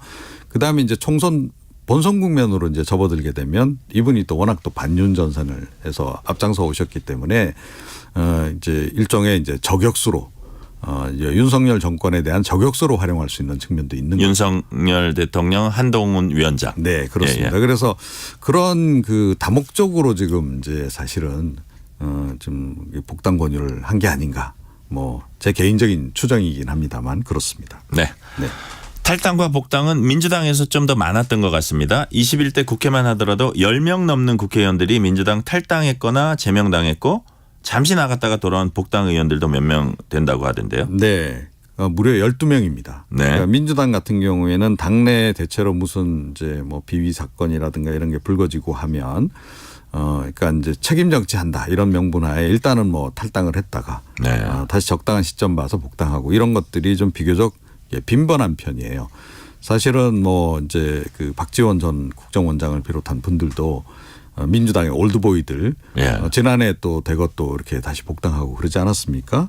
그러니까 이제 그게 뭐 일종의 전통 같기도 하고 하여튼 그렇습니다. 그래서 뭐 부동산 의혹도 있었고 아시겠지만 뭐 이제 돈봉투 사건 같은 것도 있었고 이제 그런 사건들이 많았어요. 그래서 예를 들어 윤관석 그 무소속으로 지금 돼 있습니다만 의원이라든가 이성만 무소속 의원 같은 경우에는 돈봉투 의혹으로 탈당 이제 했고 김남국 무소속 의원 같은 경우에는 뭐 가상자산 그 거래 그 의혹으로 또 탈당을 했고 김원골 의원이라든가 양정숙 무소속 의원 같은 경우에는 부동산 투기 의혹으로 또 제명을 당하기도 하고 그런데 이제 김원골 의원 같은 경우는 지난 4월에 또 복당 굉장히 신속하게 복당이 된 거죠. 그리고 현재까지 복당한 의원은 지금 3명 뭐 이렇게 지금 돼 있는 그런 그 상황입니다. 김남국 의원이 좀 논란이 많이 된 편이었죠. 그렇죠. 또 워낙 뭐 좀 강성 아닙니까? 이제 그런 데다가 또 친명 핵심이고 이러다 보니까 관심이 이제 굉장히 많이 좀 유발됐던 이제 그런 바가 있고 또 이 전당대회 돈봉투 사건 관련한 의원들도 뭐 숫자가 굉장히 좀 많이 좀 연관된 것으로 좀 나타나고 있잖아요. 수사가 현재 좀 진행 중이기도 하고 그래서 여전히 관심이 많고 또 송영길 전 대표하고 관련이 되다 보니까 많은 관심을 끌었던 그런 사례에 지금 해당한다. 이렇게 봐야 되죠. 네. 그런데 특별한 정치적 목적 때문에 탈당했다가 다시 돌아온 복당 사례도 있었습니다. 이른바 꼼수 탈당이라고 그때 지적을 받았었는데 누구였죠? 민영배 의원이죠.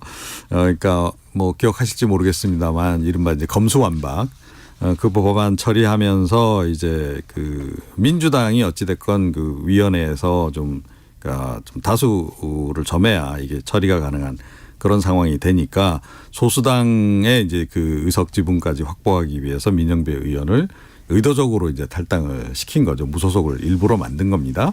그래가지고 원래 소수당 몫으로 가야 될 그 자리를 이제 위원을 민영배 의원으로 임명을 해가지고 검수완박 이제 법을 처리를 했고 그 이후에 이제 좀 분위기 봐가지고 다시 복당시키고 뭐 이런 그 사례가 있죠. 이거는 뭐 상당히 사실은 좀 지탄받아야 될 대목도 좀 없잖아 있다 이렇게 생각을 합니다. 네.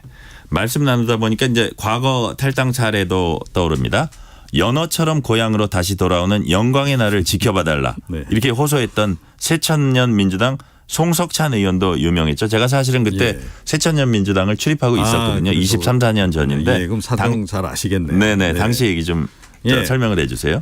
그때도 사실은 상당히 좀 꼼수를 부린 경우에 해당합니다. 이게 2000년 12월이었고 김대중 정부 시절이었는데 새천년 민주당이 그 당시 이제 여당이었지 않습니까? 이제 그런데 DJP 연합의 상대당이 이제 자민련이었는데 그때 17석이었어요. 자, 그러니까 이제 원내 교섭단체가 되려면 20석을 채워야 되는데 3석이 부족한 거죠. 만들어줘야 되는 거죠. 그렇죠. 그래서 이제 이른바 의원 꿔주기를 이제 한 겁니다. 송석찬, 백이선, 송영진 세 의원을 이제 대여를 지금 해준 거고 그 당시 이제 송석찬 의원 같은 경우에 이제 지구당 당원들에게 이제 편지를 이제 보내는데 조금 전에 말씀하신 그 연어의 심정으로 민주당을 떠난다 이런 이제 취지의 편지를 이제 적은 거고요. 그러니까 사실은 뭐 이런 식으로 꿔주기 식으로 가는 의원들 그 개개인 당사자 입장에서는 얼마나 좀 그렇겠습니까?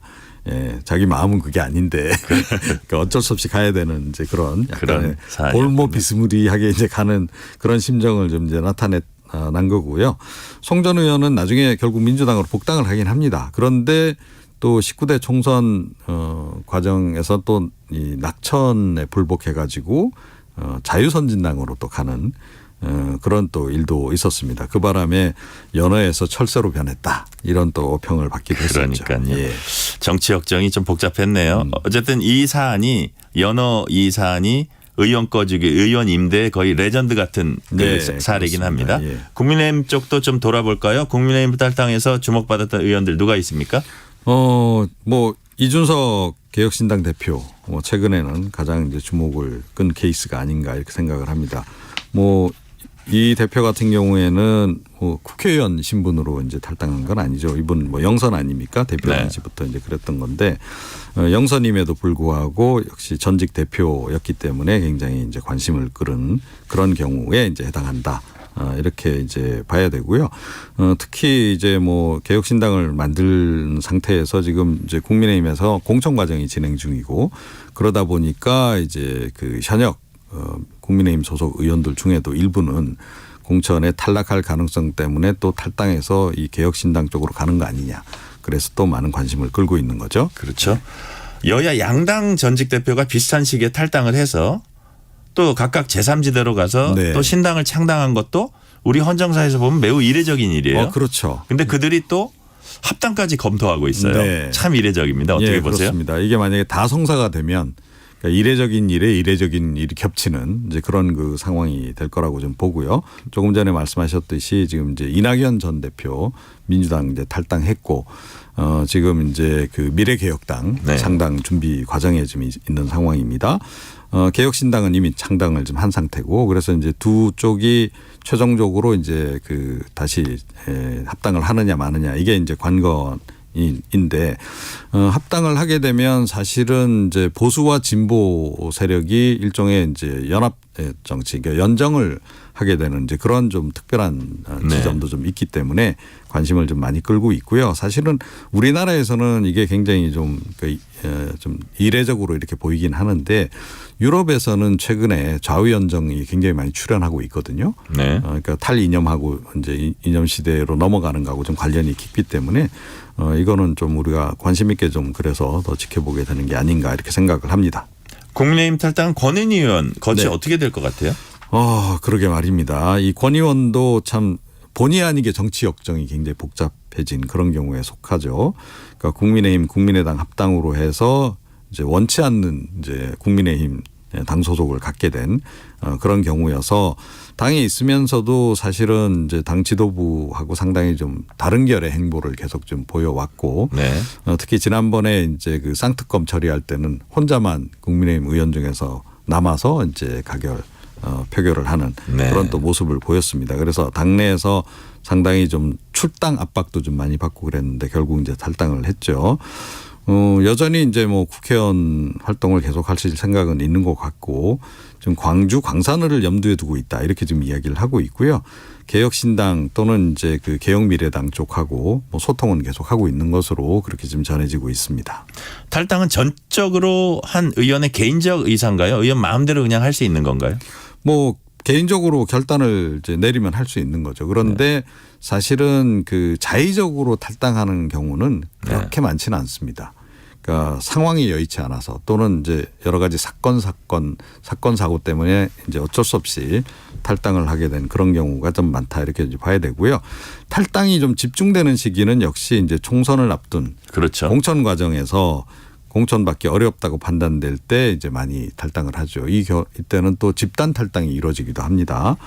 평시 탈당은 주로 이제 불법 행위, 비리 네. 뭐 이런 거하고 연루돼서 의혹이 제기됐을 때 그리고 이제 특히 당 차원의 징계 절차가 진행된다. 이러면 그냥 자의적으로 먼저 이렇게 탈당을 하게 되는 경우가 많은데 이게 사실은 그래서 논란도 꽤 있어요. 그러니까 징계를 일부러 피해서 가는 거다. 이런 얘기도 많이 합니다. 일단 징계를 이제 받게 되면 아무래도 복당할 때 이게 이제 장애 요인으로 작동하잖아요. 그죠? 네네. 그래서 이제 뭐 그냥 차라리 나갔다가 적당히 시점이 흐르고 사람들이 좀 이 사건에 대해서 잊을만 했을 때 다시 복당을 이제 하는 이런 식으로 이제 선택을 좀 이제 많이 이제 하게 되는 거죠. 그리고 뭐 이제 가끔은 조금 전에 우리가 송석찬 전 의원 경우 얘기를 했는데 당 지도부의 결정에 따라서 이제 위장 탈당을 하게 되는 그런 경우도 없잖아 있긴 합니다. 네. 반면에 이제 복당은 그래도 심사 절차가 좀 까다로울 텐데 어떤 과정을 거치는지 대부분 이제 통과를 하는지 좀 거절도 당하는지 어떻습니까? 뭐 거절을 당하는 경우도 있긴 합니다. 그러니까 복당이 이제 그 불허당하는 그런 경우가 심사를 생기는 거치겠죠. 거죠. 예. 근데 보통 이 복당은 당 지도부하고 사전 교감하에 이루어지는 경우가 굉장히 많습니다. 네. 그래서 이 당 지도부가 대체로 결단하게 되면 그 방향대로 그냥 이렇게 복당이 허용이 되는 그런 식으로 이제 진행이 되기 마련이고요.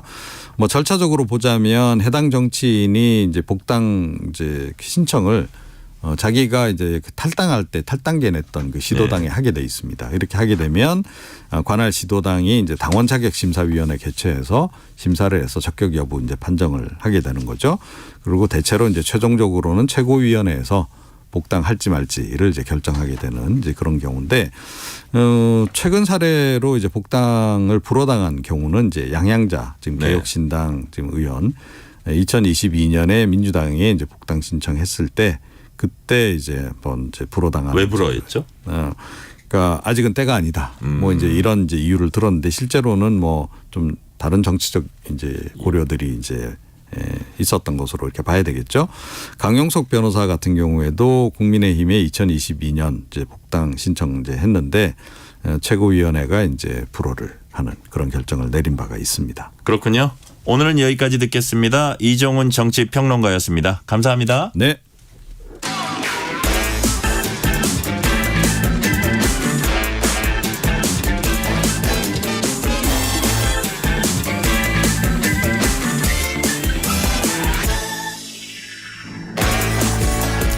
경향신문 박순봉 기자와 함께 미국 대선의 변수가 된 팝스타 테일러 스위프트에 관한 얘기 나눠보겠습니다. 박 기자 어서 오세요. 네, 안녕하세요.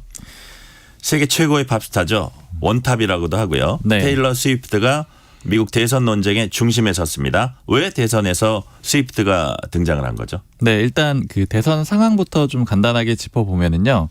미국 대선이 올해 11월 5일로 예정이 돼 있거든요. 한 9개월 정도 남은 거죠.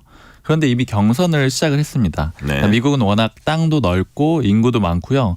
그리고 또 주별로 나눠가지고 경선을 하거든요. 그래서 시간이 오래 걸리기 때문에 이미 1월 달부터 각 당에서 경선을 시작한 그런 상태입니다. 이제 물론 아직 매우 초기 단계이긴 한데요. 막 시작을 했으니까요. 근데 그럼에도 전현직 대통령의 대결 구도가 될 거다. 이렇게 좀 예측이 거의 지배적이거든요. 경선 초기부터 민주당에서는 바이든 대통령 그리고 공화당에서는 트럼프 전 대통령이 당내에서는 압도적인 모습을 보이고 있어서 그렇습니다.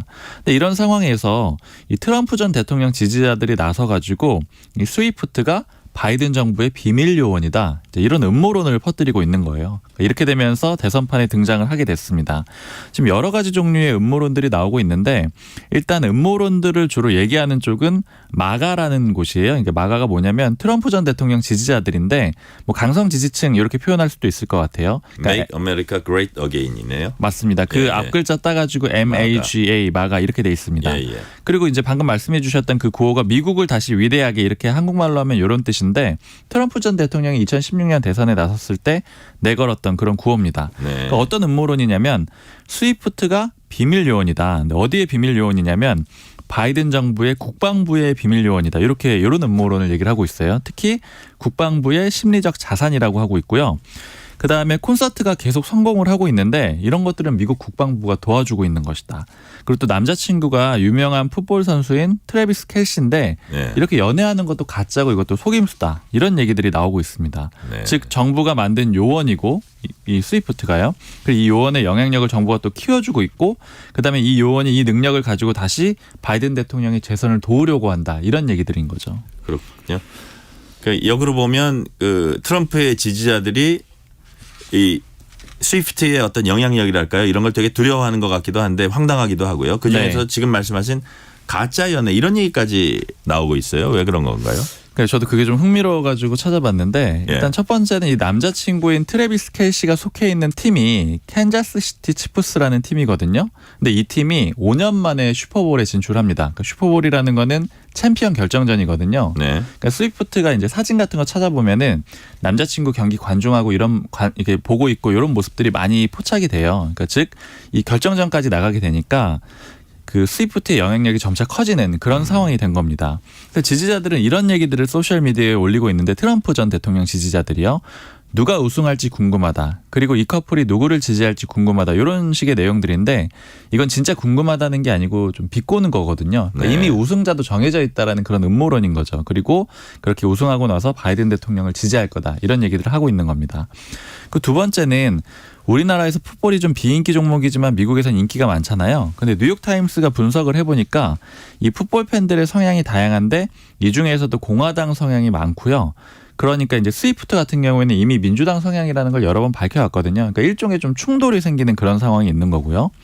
그리고 뉴욕타임스 분석 중에 좀 그 특이하다라고 생각이 들었던 거는 이 켈시하고 스위프트의 이 관계가 전통적인 성별 구분에서 좀 벗어난다라는 거예요. 그러니까 이걸 좀 팬들이 받아들이기 어렵다 이런 분석을 하고 있는데 이게 무슨 얘기냐면 켈시도 굉장히 성공한 운동선수거든요. 네. 근데 스위프트하고는 비교가 안 돼요. 그러니까 제가 찾아보니까 켈시는 연봉이 한 200억 정도 이것도 굉장히 높은 수준인데 스위프트의 자산은 뭐 1조 넘거든요. 그러니까 이제 여성이 더 상위에 있는 이런 관계를 좀 받아들이기 어렵지 않았겠느냐 이런 분석도 하고 있고 그리고 아까 말씀해 주신 대로 스위프트의 영향력이 너무 강하기 때문에 트럼프 전 대통령의 지지자들이 미리부터 좀 걱정을 해서 두려움이 생겨가지고 이런 얘기들을 퍼뜨리는 것이다. 이런 분석들도 있습니다. 방금 이제 자산 얘기도 좀 하셨는데 스위프트의 영향력이 과연 어느 정도길래 이런 얘기들까지 나온지 조금 더 구체적으로 설명해 주세요. 네, 뭐 여러 가지 영향력들이 이미 다 입증이 돼 있는데 뭐 문화적, 경제적, 정치적으로 다 입증이 돼 있습니다. 네. 일단 아까 말씀해 주신 대로 원톱이라고 하셨잖아요. 네. 포브스지 조사를 보니까 미국 성인의 53%가 팬이다 이렇게 응답을 했을 정도예요. 그러니까 사실은 이렇게 이제 우리나라니까 이렇게 설명을 하고 있는 거고 미국에선 이렇게 뭐 얼마나 대단한지 설명할 필요가 없는 사람인 거죠. 그리고 게다가 반짝뜨는 스타가 아닌데 좀 오랫동안 사랑받은 가수예요. 네. 1989년생, 그러니까 34살인데 데뷔를 2006년에 했습니다. 그러니까 이미 18년 차가 됐고요. 데뷔를 좀 일찍 한 거죠. 10대 때 했습니다. 그리고 1집부터 10집까지 앨범을 냈는데 한 번도 실패한 적이 없고요. 특히 20대 때부터는 싱어송라이터로 주목을 많이 받아서 이렇게 능력 있는 뮤지션이다 이런 이미지도 같이 갖고 있습니다. 그리고 경제적으로 보면 스위프트 노믹스다 이런 신조어가 있을 정도인데 자기만 돈 버는 게 아니라 경기 부양 효과가 있는 건가요? 맞아요. 지난해 투어 콘서트를 다녔는데 미국에서만 53회 공연을 했거든요. 근데 이때 공연 수익이 10억 달러 정도 됐어요. 그러니까 본인이 벌어들인 돈이 1조가 넘고요. 네. 근데 이제 그렇게 가게 되면은 그 도시에 사람들이 몰리게 되잖아요. 그러면 이제 교통, 숙박, 음식업이 이제 호황을 누려서 그래서 일단 스위프트가 뜨면은 일시적으로 그 지역에 경제 부양 효과가 나온다. 이런 의미를 갖고 있는 겁니다. 공직선거 후보자라면 정말 탐낼만 하네요. 그렇죠. 그죠? 다 너무 매력적이겠죠. 그러니까요. 지난해 타임지가 올해 인물로 테일러 스위프트를 선정했습니다. 선정 이유가 뭡니까? 이렇게 표현을 했어요. 테일러 스위프트는 분열된 세계에 남은 마지막 단일 문화다. 이게 사회적, 정치적 영향력을 보여주는 문장이기도 하고 또 올해의 인물로 선정된다라는 것도 의미가 있는 거잖아요. 스위프트의 인스타그램 팔로워가 2억 7,900만 명 정도 되는데 이걸 가지고 실제로 정치적인 영향력을 발휘한 사례가 여러 번 있었습니다. 그러니까 최근 사례를 보면은 작년 9월이었는데요. 인스타그램에 유권자 등록 사이트에 홈페이지 주소 링크를 올렸어요. 이게 뭐냐면은 이제 우리나라는 그냥 당연히 이제 성인이 되면 유권자지만 미국은 선거에 참여하려면 유권자로 사전에 등록을 해야 되거든요. 그러니까 이 홈페이지에 들어가서 등록해야 되는 거죠. 근데 이제 많이들 투표에 참여하는 게 기본적으로는 뭐 민주주의 사회에서 좋은 거잖아요. 그래서 미국은 대선 전에 유권자 늘리는 캠페인을 많이 합니다. 그때 스위프트가 동참을 했던 거예요. 예. 근데 이렇게 스위프트가 링크를 올리니까 하루 만에 유권자 수가 3만 5천여 명이 늘어났다라는 겁니다. 이게 2020년 미국 하원의원 선거 이후에 최대 규모였고 특히 젊은 유권자들이 많이 참여를 했다라고 해요. 네네. 스위프트는 지난 대선에선 바이든 대통령 지지 선언을 했었죠? 네. 이게 민주당 성향인 걸 밝혔었다라고 제가 말씀드렸는데 실제로 바이든 대통령이 아예 지지를 했던 거죠.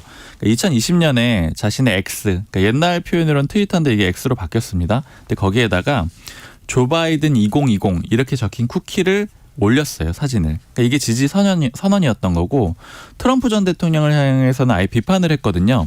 백인 우월주의와 인종차별에 불을 지폈다 이런 지적을 하기도 했습니다. 그리고 지금 바이든 대통령 입장에서는 굉장히 지지가 간절한 상황인데 왜냐하면 아까 이제 대진표는 이미 본선 대진표 나왔다라고 보면은 각종 여론조사에서 트럼프 전 대통령이 우위다 이런 조사들이 지금 계속 나오고 있거든요. 그러니까 저도 몇 개 찾아보니까 지난달 말에 나왔던 로이터 조사를 보면은 트럼프 전 대통령이 40%, 바이든 대통령이 34%거든요. 그러니까 6%포인트 정도 트럼프 전 대통령이 우세하고요. 또 블룸버그에서 어제 발표한 조사를 보니까 7개의 경합주에서 조사를 했는데 바이든 대통령이 42%, 트럼프 전 대통령이 48%였어요. 그러니까 여기도 역시 6%포인트 정도 우세한 거죠. 그러니까 결국에 이런 상황이라서 좀 간절한 그런 상황이 된 겁니다. 그렇군요. 정치인들은 사회를 갈등, 분열시키는 반면에 테일러 스위프트란 대중 연예인이 사회 통합에 기여한다는 평가. 되게 인상적이네요. 여기까지 듣겠습니다. 박순봉 기자였습니다. 감사합니다. 감사합니다. 전종철의 전격시사 2부 순서 여기서 마치고 3부가 이어집니다.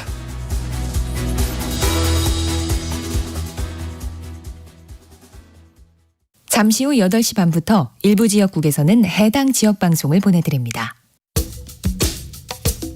워렌 버핏은 가치 투자, 필립 피셔는 성장주 투자, 피터 린치는 장기 투자, 그리고 성기영은 경제쇼. 방법은 달라도 목표는 하나. 여러분을 성공의 길로 안내합니다. 평일 오후 4시 5분 성기영의 경제쇼. 주말 오후 5시 5분 정보를 업그레이드한 성기영의 경제쇼 플러스. 일주일 내내 함께 하십시오. 편지 왔습니다. 퇴근길 지친 당신에게 힘이 되는 뉴스를 전해드립니다. 매일 저녁 당신과 함께 읽는 세상 이야기. KBS 1라디오 뉴스레터 K. 지금 시각은 8시 30분입니다. KBS.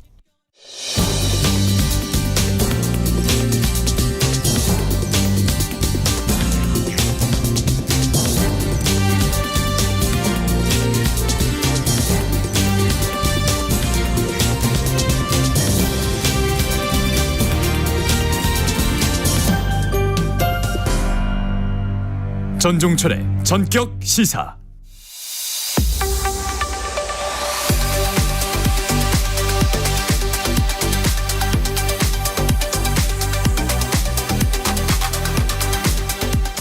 한 주간 있었던 뉴스 중 KBS 황정호 기자의 시선으로 고른 뉴스들 금요일 코너 한 주간의 랭킹 뉴스에서 함께 살펴보겠습니다. 황 기자 안녕하세요. 안녕하세요.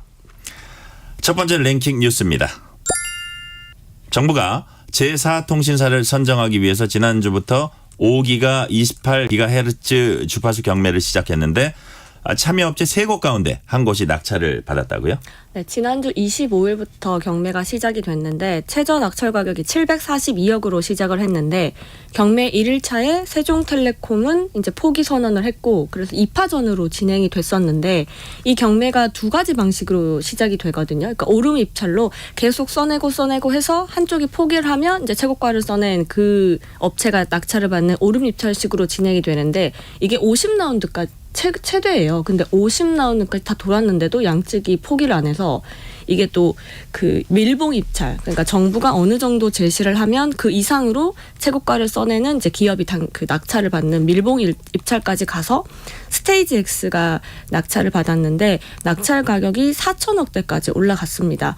그러니까 지금 이게 논란이 되는 이유가 뭐냐면 스테이지 X 자체가 공시 시스템 이런 것들을 보면 재정 능력이 있는지, 그러니까 약간 사실상 자본 장식 상태인데 뭐 컨소시엄을 구성했다고 하지만 앞으로 이 낙찰 가격도 엄청나게 크게 받았고 기지국 설치, 뭐 단말기 제조 이런 실질적으로 사업 능력이 있겠냐라는 우려가 계속 나오고 있습니다. 네, 지금부터 말씀드릴 거는 황정호 기자가 특종 단독 보도한 내용을 제가 질문을 드릴게요.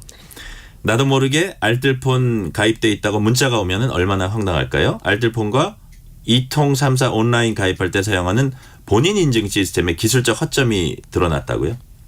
사실 저희가 이제 종종 뉴스에서 접하면 나도 모르게 내 폰이나 뭐 어디에 내가 가입이 돼 있다 이런 이제 사례들이 있긴 했었는데 이게 문제가 보이스피싱 조직이 남의 명의로 알뜰폰을 무더기로 이제 개통을 한 뒤에 일종의 대포폰처럼 이제 활용을 하는 그런 조직이 이제 경찰에 수사를 하고 있었고, 근데 이 조직이 어떻게 그러면 이렇게 무더기로 알뜰폰을 남의 명의로 가입할 수 있었냐라고 이제 들여다 보니까 이제 저희가 온라인으로 어떤 걸 가입을 하거나 서비스를 할 때 본인 인증을 하잖아요. 그러니까 1차에 뭐 민증번호 그리고 이름 적고 2차에서 그러니까 정말 이 1차 이 정보값과 정말 이거를 사용하려고 해서 사업자에게 앞에서 PC나 뭐 핸드폰으로 지금 이걸 하고 있는 자가 동일한지를 사업자가 검토를 해야 되니까 신용카드라든지 아니면 네이버나 카카오 전자인증 아니면 이제 뭐 휴대폰 본인 인증 앱 이렇게 통해서 본인 인증을 하는데 이 과정에서 사실 1차와 2차의 정보값이 일치하지 않으면 당연히 개통이 안 되는 게 당연히 원리고 뭐 업체들도 당연히 그런 이중 점검을 하는 이제 프로그램은 다 깔려 있다고 합니다. 그런데 이걸 비교적 간단한 해킹만으로도 1차, 2차 정보값을 실제는 다르지만 사업자에게는 이건 동일입니다. 개통을 해달라. 라는 식으로 이제 요청을 할 수 있게 되는 거예요. 그래서 이제 그 수법이 이용이 됐기 때문에 이제 문제가 된 거고 아무래도 기술적인 부분이다 보니까 이제 과기부 쪽에 이제 기술 협조를 했고 그래서 이제 과기부나 한국인터넷진흥원에서 자체 점검을 해보니까 이 알뜰폰 비대면 온라인 사이트 43곳 정도에서 이제 허술한 게 발견이 됐고 지금까지도 점검을 하고 있거든요. 그래서 정부에서는 될 때까지 하긴 한다. 그래서 만약에 이달 말까지 조치가 완료되지 않은 사이트가 있다면 영업정지 시키겠다라고 이제 좀 강경하게 나왔고요.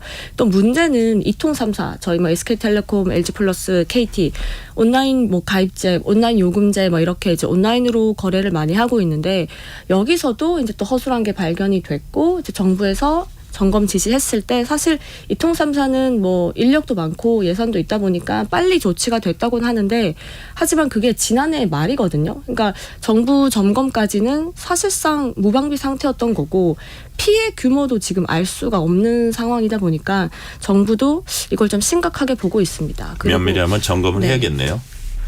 그렇군요. 다음 뉴스입니다. 최근 국민의힘 배현진 의원이 이제 공격을 당했는데 그 이후에 정치인을 향한 공격 예고글이 잇따르고 있다고 해요. 그래서 경찰이 수사를 강화하고 있다고 하네요. 오늘 뭐 새해부터 이제 뭐 저희 지금 정치인 공격 그 실제로 진짜 공격하는 이제 그런 일들이 일어나 충격을 줬는데 이게 그 배현진 의원을 공격하다 이제 붙잡힌 10대 학생에게 왜 그랬냐고 이제 물었을 때 정치를 좀 이상하게 한다라고 이제 뭐 답한 걸로 알려졌고요. 또 배현진 의원실이 이제 발표한 걸로 보면 A군의 이제 부모가 배우 의원을 어떻게 알고 공격했냐라는 이제 경찰이 질문을 하니까 A군이 원래 정치에 좀 관심이 많다라고 이제 답한 걸로 이제 전해졌기 때문에 이게 뭔가 정치인을 확실히 이제 겨냥해서 한 공격이다라는 걸로 이제 약간 단정을 짓고 이제 수사력을 이제 모으고 있는 거고요. 그런데 이제 문제는 이런 이제 사건들이 있고 나서 실제로 온라인상에서 정치인을 공격하겠다 예고글이 잇따르고 있습니다. 경찰이 확인한 것만 이제 6건이고요. 뭐 이재명 대표가 4건, 국민의힘 한동훈 비상대책위원장을 향한 건 1건, 또 민주당사가 1건. 그래서 이제 경찰이 작성자를 추적하고 있고 지금 4명 정도 검거를 했는데요. 또 뭐 이제 한 온라인 댓글을 단 50대 남성도 붙잡혔는데 실제 살해할 의도는 없었다라고 이제 그렇게 말한 걸로 전해졌는데 이제 경찰은 사실 이런 이제 공격 예고글이 올라오게 되면 경찰력도 낭비가 되는 거니까 만약에 이제 법 잡히게 되면 형사처벌이랑 별개로 민사 책임도 묻겠다라고 이제 밝힌 상황입니다. 그렇군요. 다음 뉴스입니다. 여자친구를 감금한 뒤 폭행 강간하고 삭발까지 시킨 이른바 바리깡 폭행 사건 피의자에게 징역 7년이 선고됐습니다. 그런데 더 엄하게 처벌해야 한다는 반응이 많았어요. 네, 이 사건 간단하게 이제 말씀을 드리면 30대 이제 남성이 여자친구를 오피스텔 감금해 놓고 차마 이제 말씀드리기 뭐하지만 폭행, 뭐 성폭행 그리고 불법 촬영까지 이제 한 사건이거든요. 그래서 지금 이제 이런 일을 겪은 이제 피해 여성은 계속 정신과를 다니고 있고 사실상 일상생활이 이제 불가능한 상황인 거죠. 그래서 이제 검찰이 한 10년 정도를 구형했는데 이제 1심에서는 이제 7년이 선고가 된 상황입니다. 그런데 이제 피해 가족 입장에서는 지금 아무 생활도 안 되는 정말 일상이 다 무너진 상태다. 그리고 심지어 7년이라고 해도 7년 뒤에 출소하게 되면 이 남성이 30대거든요. 네. 그럼 충분히 주소라든지 뭐 신상이라든지 이런 거를 다 알고 있으니까 다시 보복할 수도 있지 않겠냐. 그래서 아마 항고를 다시 할 생각이라고 하는데 이 선고가 기사가 나고 이제 온라인 댓글이 대부분이 이 7년밖에 안 되냐, 어떻게 그럴 수가 있냐라는 이제 반응이 거의 대부분이었습니다. 그러니까 그 여성은 어떡하냐 뭐 이렇게 걱정을 한 것 같고요. 이렇게 데이트 폭력, 스토킹 범죄 끊이지 않고 있는데 이제 법도 제정됐고요. 그런다고 피해자들 고통이 사라지는 건 아니에요. 근데 서울시에서 피해자들을 위한 원스톱 피해 구제 센터를 가동했다고요? 그러니까 최근에 이제 저희가 이제 좀 딱 기억을 하실 게 그 신당역에서 영무원 살인 사건, 그리고 헤어진 여자친구 집 그 아파트 복도에서 또 살해한 뭐 이런 정말 스토킹으로 인한 정말 살인 사건이 많이 일어나고 있고 네. 피의자만 전국에 11,000명이 지금 넘는 상태입니다. 그러니까 경찰에서 이제 잡은 것만 11,000명 정도 되는 건데, 말씀하셨다시피 신고를 하고 이제 법은 당연히 있죠. 근데 뭐 주소 이런 신상들이 다 노출이 돼 있는 상태니까 피해자들은 여전히 이제 어려움을 겪고 있습니다. 그래서 계속 이런 지원책이 조금 강화돼야 된다라는 얘기가 있었고, 서울시에서 이제 원스톱 센터를 이제 만들어서 이제 이런 피해를 당했을 때 좀 임시로 대피할 수 있는 긴급 주거 시설도 좀 늘리고, 그리고 뭐 전부는 아니겠지만 좀 상황이 심각한 이제 뭐 한 60명 정도에게는 민간 경호원도 붙여주겠다. 그래서 지원을 조금 더 강화하겠다라고 얘기를 한 상황인데, 지금 사실 스토킹 범죄가 단순히 뭐 찾아간다거나 이제 이런 걸 떠나서 점점 수법이 좀 진화되고 있어서 피해자들이 스스로 이제 조심하는 게 가장 최선이라는 게 참 현실이 참 안타깝습니다. 제도의 도움도 받아야 되지만 본인도 이제 조심을 할 부분도 있네요. 다음 랭킹 뉴스입니다. 국민 외식 메뉴 삼겹살 비계 논쟁이 다시 인터넷에서 불거졌습니다. 인터넷상에 인천에서 고향사랑 기부제 답례품으로 삼겹살을 제공받았는데 온통 비계뿐이다. 이런 불만글이 올라왔어요. 이제 인터넷 사이트에 이제 자기가 인천 이제 미추홀구 거기서 이제 고향사랑 기부 이제 하고 답례품을 받았는데, 이게 뭐냐? 네. 난 거의 기름을 받았다. 온통 비계뿐이다라는 사진이 이제 올라왔는데, 그 밑에 이제 비슷한 불만이 이제 올라온 거죠. 나도 돈을 주고 기름을 샀다. 차라리 불판 닦을 때나 쓰면 되겠다. 뭐 이런 이제 민원들이 많았는데, 사실 이게 이제 이번이 처음은 아니거든요. 지난해 삼겹살 데이에도 삼겹살 데이 되면 이제 뭐 그 마트나 이런 데서 좀 저렴하게 삼겹살을 판매하는데, 그걸 이제 산 고객들이 이렇게 싸게 샀다고 좋아했는데 막상 열어보니까 비계가 너무 많다라는 민원이 많았고, 정부가 매뉴얼까지 만들었거든요. 그래서 삼겹살은 지방 두께가 1cm 이하, 네. 오겹살은 1.5cm 이하여야 한다라는 이제 매뉴얼을 작성했는데, 사실 매뉴얼이라는 게 강제성은 없는 권고잖아요. 그리고 축산업계도 좀 억울한 면이 있는데, 이게 이제 비계가 어느 정도 있어야 뭐 맛도 있고, 그 다음에 비계가 너무 없게 되면 이윤 이런 문제도 있기 때문에 이제 축산업계도 이제 뭔가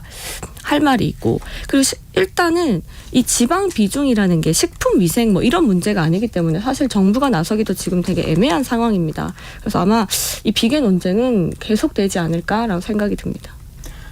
다음 뉴스입니다. 전국 고속도로 휴게소에서 인기 간식들을 기존보다 저렴하게 살 수 있다고 하네요. 그러니까 추석 연휴, 이제 지난해 추석 연휴 때 도로공사가 일명 이제 알뜰 간식이라는 제도를 만들어서 이제 소비자들에게 이제 먹거리 부담을 좀 줄여주겠다라고 얘기를 한 거고요. 이제 설날 연휴, 그러니까 지금 다가온 설날 연휴부터는 이 알뜰 간식이 사실 이제 뭐 호두 과자나 떡꼬치 뭐 이 정도였는데 더 많이 늘려서 한 10종 정도로 확대를 해서 가격은 3,500원 이하로 맞추겠다라고 얘기를 했거든요. 그런데 이게 지난해 이제 처음에 이제 제도를 시행했을 때 언론 매체에서 이제 보도를 했던 게, 가격이 적어졌지만 실제로 들여다봤을 때 양도 같이 줄어서 이거 그냥 꼼수 보여주기식 아니냐라고 이제 얘기가 나왔고, 도로공사는 중량 대비 단가를 낮춰서 그냥 고객권을 다양화한 것이다라고 이제 뭐 해명을 한 적이 있고요. 그런데 이게 사실 간식에만 한정이 돼 있긴 해요. 식사 메뉴는 가격이 그대로다 보니까 이제 여전히 이제 뭐 좀 보여주기식 아니냐라는 지적이 많이 나오는 게 사실입니다. 네, 다음 뉴스입니다. 버스나 지하철 요금이 올라서 이제 부담일 텐데, 서울시가 대중교통과 따릉이까지 이용할 수 있는 통합 정기권 기후 동행 카드를 내놨죠. 네, 기후 동행 카드가 이제 카드 한 장으로 한 6만 원 정도 내면 뭐 지하철, 버스 그리고 따릉이까지 횟수 제한 없이 이용할 수 있는 사실 통합권이거든요. 네. 그래서 이게 관심이 많아서 지금 뭐 10만 장, 뭐 판매 이틀 만에 10만 장을 돌파했다라는 얘기가 나오고요. 그런데 이제 뭐 온라인 댓글에서는 뭐 삼성페이에서도 뭐 사용할 수 있게 해달라. 그다음에 이게 사실 안드로이드 폰 이용자만 대상이다 보니까 젊은 친구들은 아이폰이 많은데 아이폰으로도 좀 늘려달라라는 이제 그런 제안들도 많은데 아마 이런 것들이 좀 반영이 많이 돼서 좀 활용이 많이 됐으면 좋겠다라는 생각이 많이 들었습니다. 네. 이게 정부와 수도권에서는 대중교통비 부담 덜겠다고 이제 정책을 내놓고 있고요. 근데 소비자 입장에서는 좀 혼란스러운 면도 있겠어요? 맞습니다. 지금 제가 방금 말씀드린 이 기후동행 카드 그리고 국토교통부가 이미 하고 있는 K패스라는 것도 있고요. 그리고 더 경기 패스, 또 인천에서도 인천 아이패스를 올해 5월 시행을 목표로 지금 준비를 하고 있습니다. 사실 지금 이 제가 말씀드린 것만 해도 다 그냥 교통 관련해서 뭔가 할인을 해주는 건데 그러면 이게 제가 뭘 선택해야 더 좋은 건지 일단 헷갈리기도 하고 이게 뭔가 있는지 없는지가 홍보 자체도 좀 어렵기 때문에 그 소비자분들은 좀 혼란스러울 수밖에 없어요. 그래서 대부분 이제 말씀을 드리면 보통 한 달에 15번 이상 대중교통을 이용한다고 하면 일정 비율을 환급해주는 방식이 거의 이제 기본이고요. 그런데 카드마다 혜택이 좀 다르다 보니까 좀 아마 이걸 본인의 이제 이동 경로라든지 이동 패턴들을 좀 잘 판단하셔서 좀 따져 보셔야 될 것 같습니다. 그래서 이런 우려가 나오니까 이제 서울시 오세훈 시장도 얘기를 했고 자치단체장들이 수도권 통합 환승 할인 제도처럼 좀 장기적으로는 이걸 좀 합쳐보자라는 이제 방안을 이제 자기들도 인식은 하고 있는데요. 이게 완전한 통합까지는 좀 시간이 좀 상당히 걸릴 걸로 보입니다. 네. 여기까지 듣겠습니다. 한 주간의 랭킹 뉴스 KBS 황정호 기자였습니다. 감사합니다. 감사합니다. 지금 시각 8시 44분입니다. 이 시각 출근길 교통정보입니다. 출근 정체 심하지 않습니다. 경부고속도로 서울 쪽부터 보면요. 기흥에서 신갈 분기점 쪽으로 천천히 가고 있습니다. 서울 시구간의 정체는 흘러가고 있는데요. 양재 부근에서 반포 쪽으로 속도 떨어집니다. 그리고 지금 가장 불편한 길 중에 한 곳인데요. 김포나 강서구 일대에서 일산 쪽으로 그리고 서울 쪽으로 출근하는 길 많이 어렵습니다. 올림픽대로 하남 쪽으로 가양대교를 지나서 작업하고 있습니다. 2개 차로가 막혀 있는데요. 행주에서 염창 나들목 쪽으로 40분 정도 걸리겠습니다. 이 때문에 김포에서 서울로 출근하기가 더 어려우실 텐데요. 고촌 나들목 부근부터 꽉 막혀 있습니다. 강변문호 구리 쪽으로는 행주에서 성산대교까지 40분 정도 걸리겠고요. 또 서강대교에서 동작대교 쪽으로 속도를 줄이고 있습니다. KBS 교통정보센터에서 이현입니다.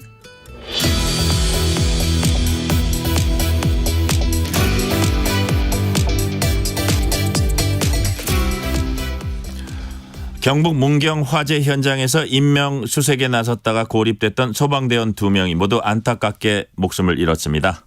윤석열 대통령과 여야 정치권은 순직한 27살 김수광 소방교와 35살 박수훈 소방사의 희생에 애도를 표하고 유가족들을 위로했습니다. 화재 현장에서 소방관들의 안타까운 희생이 반복되고 있는 데 대해 구조적 문제점은 없는지 어떤 개선 방안이 있는지 이영주 경일대 소방방재학부 교수와 짚어봅니다. 지금 전화 연결돼 있습니다. 교수님 안녕하세요. 네, 안녕하십니까. 소방관들의 안타까운 순직 소식이 이어지고 있습니다. 지난해 경기 평택시 물류창고 신축 공사장 화재 현장이 있었고요.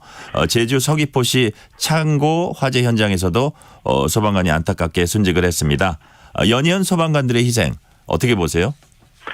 기본적으로 이 소방관이라고 하는 직업 특성상 항상 이제 위험한 상황들이 이제 맞닥뜨리게 되고 또 위험한 상황에서 이제 심리적인 압박도 그리고 생존 본능과 싸워야 되는 굉장히 좀 어려운 직업이거든요.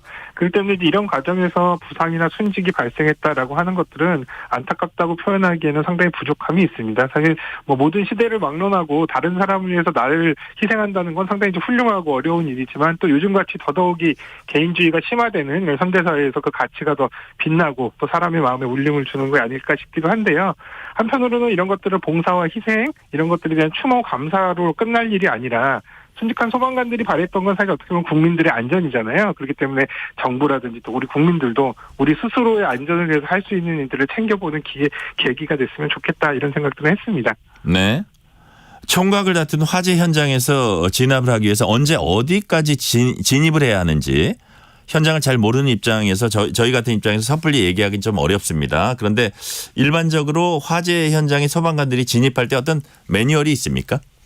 예, 뭐 실제로 항상 훈련 등을 통해서 교육 훈련 등을 통해서 이러한 이제 기본적인 어떤 행동 요령 또 행동 수칙에 대한 부분들을 숙달하게 되는데요. 이러한 것들도 사실은 어떠한 절차 또 표준화된 절차들이 있어서 그런 부분들에 따라서 이제 진행을 하도록 하고 있는데요. 그래서 이제 소방에서는 재난 현장 표준 작전 매뉴얼이라고 하는 소위 이제 SVP라고 하는 이런 표준 작전 절차들을 만들어서 이것에 따라서 현장 지휘라든지 통제 또 그리고 각 화재별 상황별의 어떤 이제 표준 절차 이런 것들을 정하고 있습니다. 또 이제 화재 현장으로만 좀 국한해 보면은요, 뭐 기본적으로는 모든 현장에 적용되는 공통적인 어떤 작전 절차가 있고요. 또 이를테면 대원들의 안전을 위한 안전 관리에 대한 표준 절차들도 마련이 되어 있습니다. 다만 이제 이런 것들이 사실은 이제 표준 절차로 만들어져 있다 하더라도 현장의 여러 가지 다양한 변수라든지 상황들을 고려해서 종합적으로 판단해서 행동해야 되기 때문에 표준 절차만으로 모든 것들이 해결되는 건 아니다 이렇게 보시는 게 맞겠습니다. 네. 현장에서 지휘관과 실제 진입하는 소방대원과 이제 의사소통이 중요할 것 같아요. 현장에서 네. 의사결정 어떻게 이루어지고 있습니까? 우선 현장에서의 여러 가지 활동들을 위해서는 지금 상황이 어떤 상황인가라는 것들을 판단하는 것들이 가장 중요하거든요. 그렇기 네. 때문에 현장에서의 상황 판단을 위한 여러 가지 정보 수집, 또 상황 판단, 지휘로 이어진 이런 과정에서 지휘관이나 또 소방대원 간의 여러 가지 교신이 굉장히 중요하거든요. 그래서 처음에 현장에 도착한 선착대라고 하는데 선착대의 팀장이 현장 상황에 대한 정보들을 최대한 수집해서 이 상황에 대한 부분들을 어떻게 이제 전개를 할 건지에 대한 부분들이 공유도 하고 결정들도 하게 됩니다. 네. 한편으로는 현장에서 여러 가지 활동 중에 이런 이제 교신을 계속 지속적으로 하면서 사실은 각각 변하는 상황에 따라서 인력의 어떤 투입이라든지 또 여러 가지 작전에 대한 변화라든지 이런 것들을 이제 도모하게 되는데요. 그래서 이런 현장에서의 어떤 교신이나 정보 수집 판단이 굉장히 중요해지기 때문에 이미 소방에서는 한 2015년부터 이런 재난 현장의 지휘 역량 강화센터라고 해서 이런 교신 훈련들을 강화하고 있거든요. 그래서 앞으로도 이러한 부분들 정보 수집이나 상황 판단을 위한 여러 가지 정보 수집이나 또 교신에 대한 부분들은 강화해 나갈 필요는 있다 이렇게 보겠습니다. 화재 현장에서 이제 지휘부는 위험에 빠진 시민들 이제 생명을 구해야 한다는 게 이제 하나가 있고요. 또 소방관 안전을 확보해야 한다는 두 가지를 다 고려를 해야 될 겁니다. 결국 어느 선까지 위험을 감수할 것인지 이게 항상 선택의 기로에 놓이게 될 것 같아요. 네, 맞습니다. 사실은 현장에서의 가장 어려운 것들은 인명을 구하거나 또 여러 가지 활동하는 것 자체가 아니라 사실은 이런 여러 가지 상황에 따라서 행동을 하고 판단했을 때 이것들이 나중에 이제 어떻게 보여질까라고 하는 부분들이거든요. 그래서 말씀하신 대로 신속하게 현장 활동을 좀 더 적극적으로 하는 과정에서 사고나 부상을 당한다면 야, 왜 안전관리를 이렇게 제대로 하지 않았느냐라는 이런 이제 비난에 노출될 수밖에 없고 또 현장의 안전을 위해서 신중하게 현장 활동을 했다면 나중에 네. 또 이런 결과적으로는 왜 이렇게 적극적으로 소방 활동을 하지 않느냐라고 하는 비난에 또 처하게 되거든요.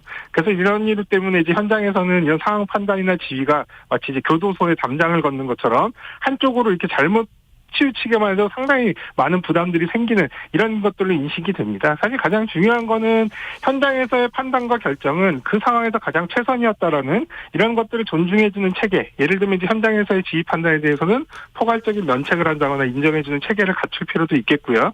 또 한편으로는 국민분들도 이러한 현장에서의 판단에 대한 결정을 사실 비난이나 비판보다는 충분히 이해하고 수긍하는 시민 문화나 사회 분위기의 조성도 필요해 보이지 않나 싶습니다.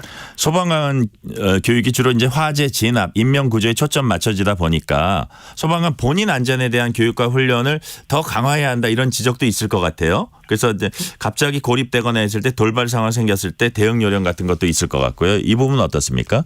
예, 맞습니다. 사실 뭐 남의 건강을 지키는 이제 의사가 사실 자신의 건강을 제대로 챙기지 못하는 것처럼요. 소방관들이 거의 평상시 매일 수없이 반복하는 진압 구조에 대한 교육이나 훈련 과정을 하면서도요. 사실 정작 자신들의 안전이나 생존을 위한 훈련들은 상대적으로 매우 좀 부족한 그런 상황이거든요. 그래서 오히려 이제 고립이라든지 혹은 또 여러 가지 위급 상황에서의 행동 요령, 조치 요령 이런 것들은 급박한 상황에서 이루어져야 되기 때문에 더 많은 훈련과 숙달이 필요합니다. 따라서 이제 이런 것들을 조금 더 체계화하고 이런 부분들을 좀 더 정확하게 이루어질 수 있도록 교육하는 것들 이런 부분들은 반드시 좀 필요한 상황이다 생각이 됩니다. 또 장비 안전성, 효율성 이것도 떨어진다는 지적이 나오거든요. 아울러서 이제 방화복, 방화 장갑까지도요. 이런 노후화 문제. 이 부분은 어떻게 생각하세요? 사실 뭐 과거 한 10년, 15년 전보다는 지금 현재 뭐 장비의 품질이나 또 보급이나 이런 것들은 정말 많은 개선들이 이루어졌고요. 지금도 사실 그런 개선의 노력들이 진행 중입니다. 사실 그럼에도 불구하고 현장 대원들이 또 그런 부분들이 아직까지 현장 일선까지 충분히 느껴지지 않는 부분들은 사실 충분히 또 이해가 되는 부분들도 있습니다.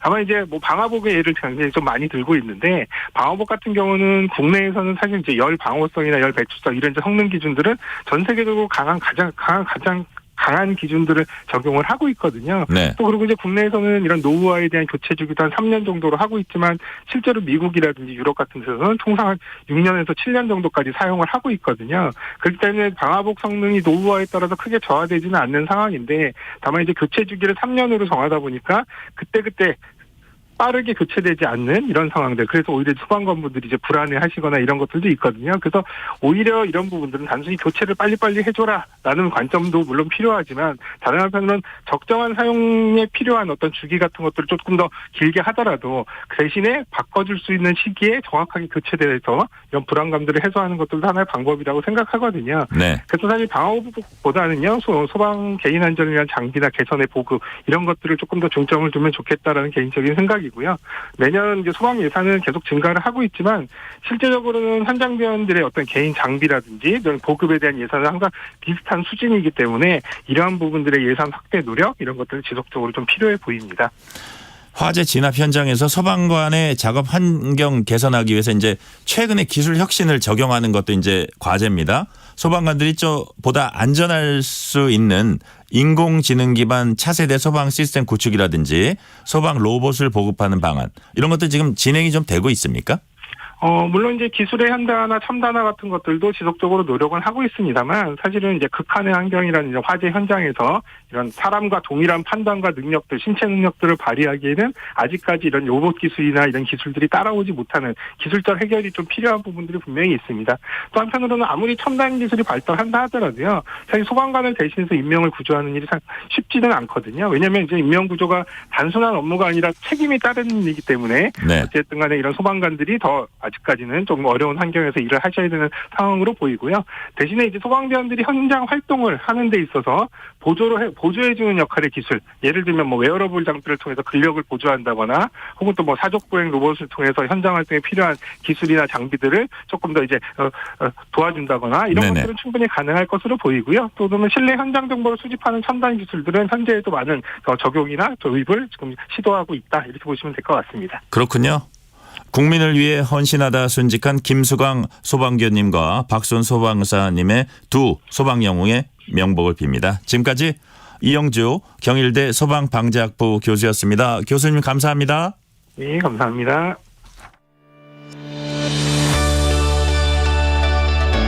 세상을 바라보는 바른 시선. 전종철의 전격 시사.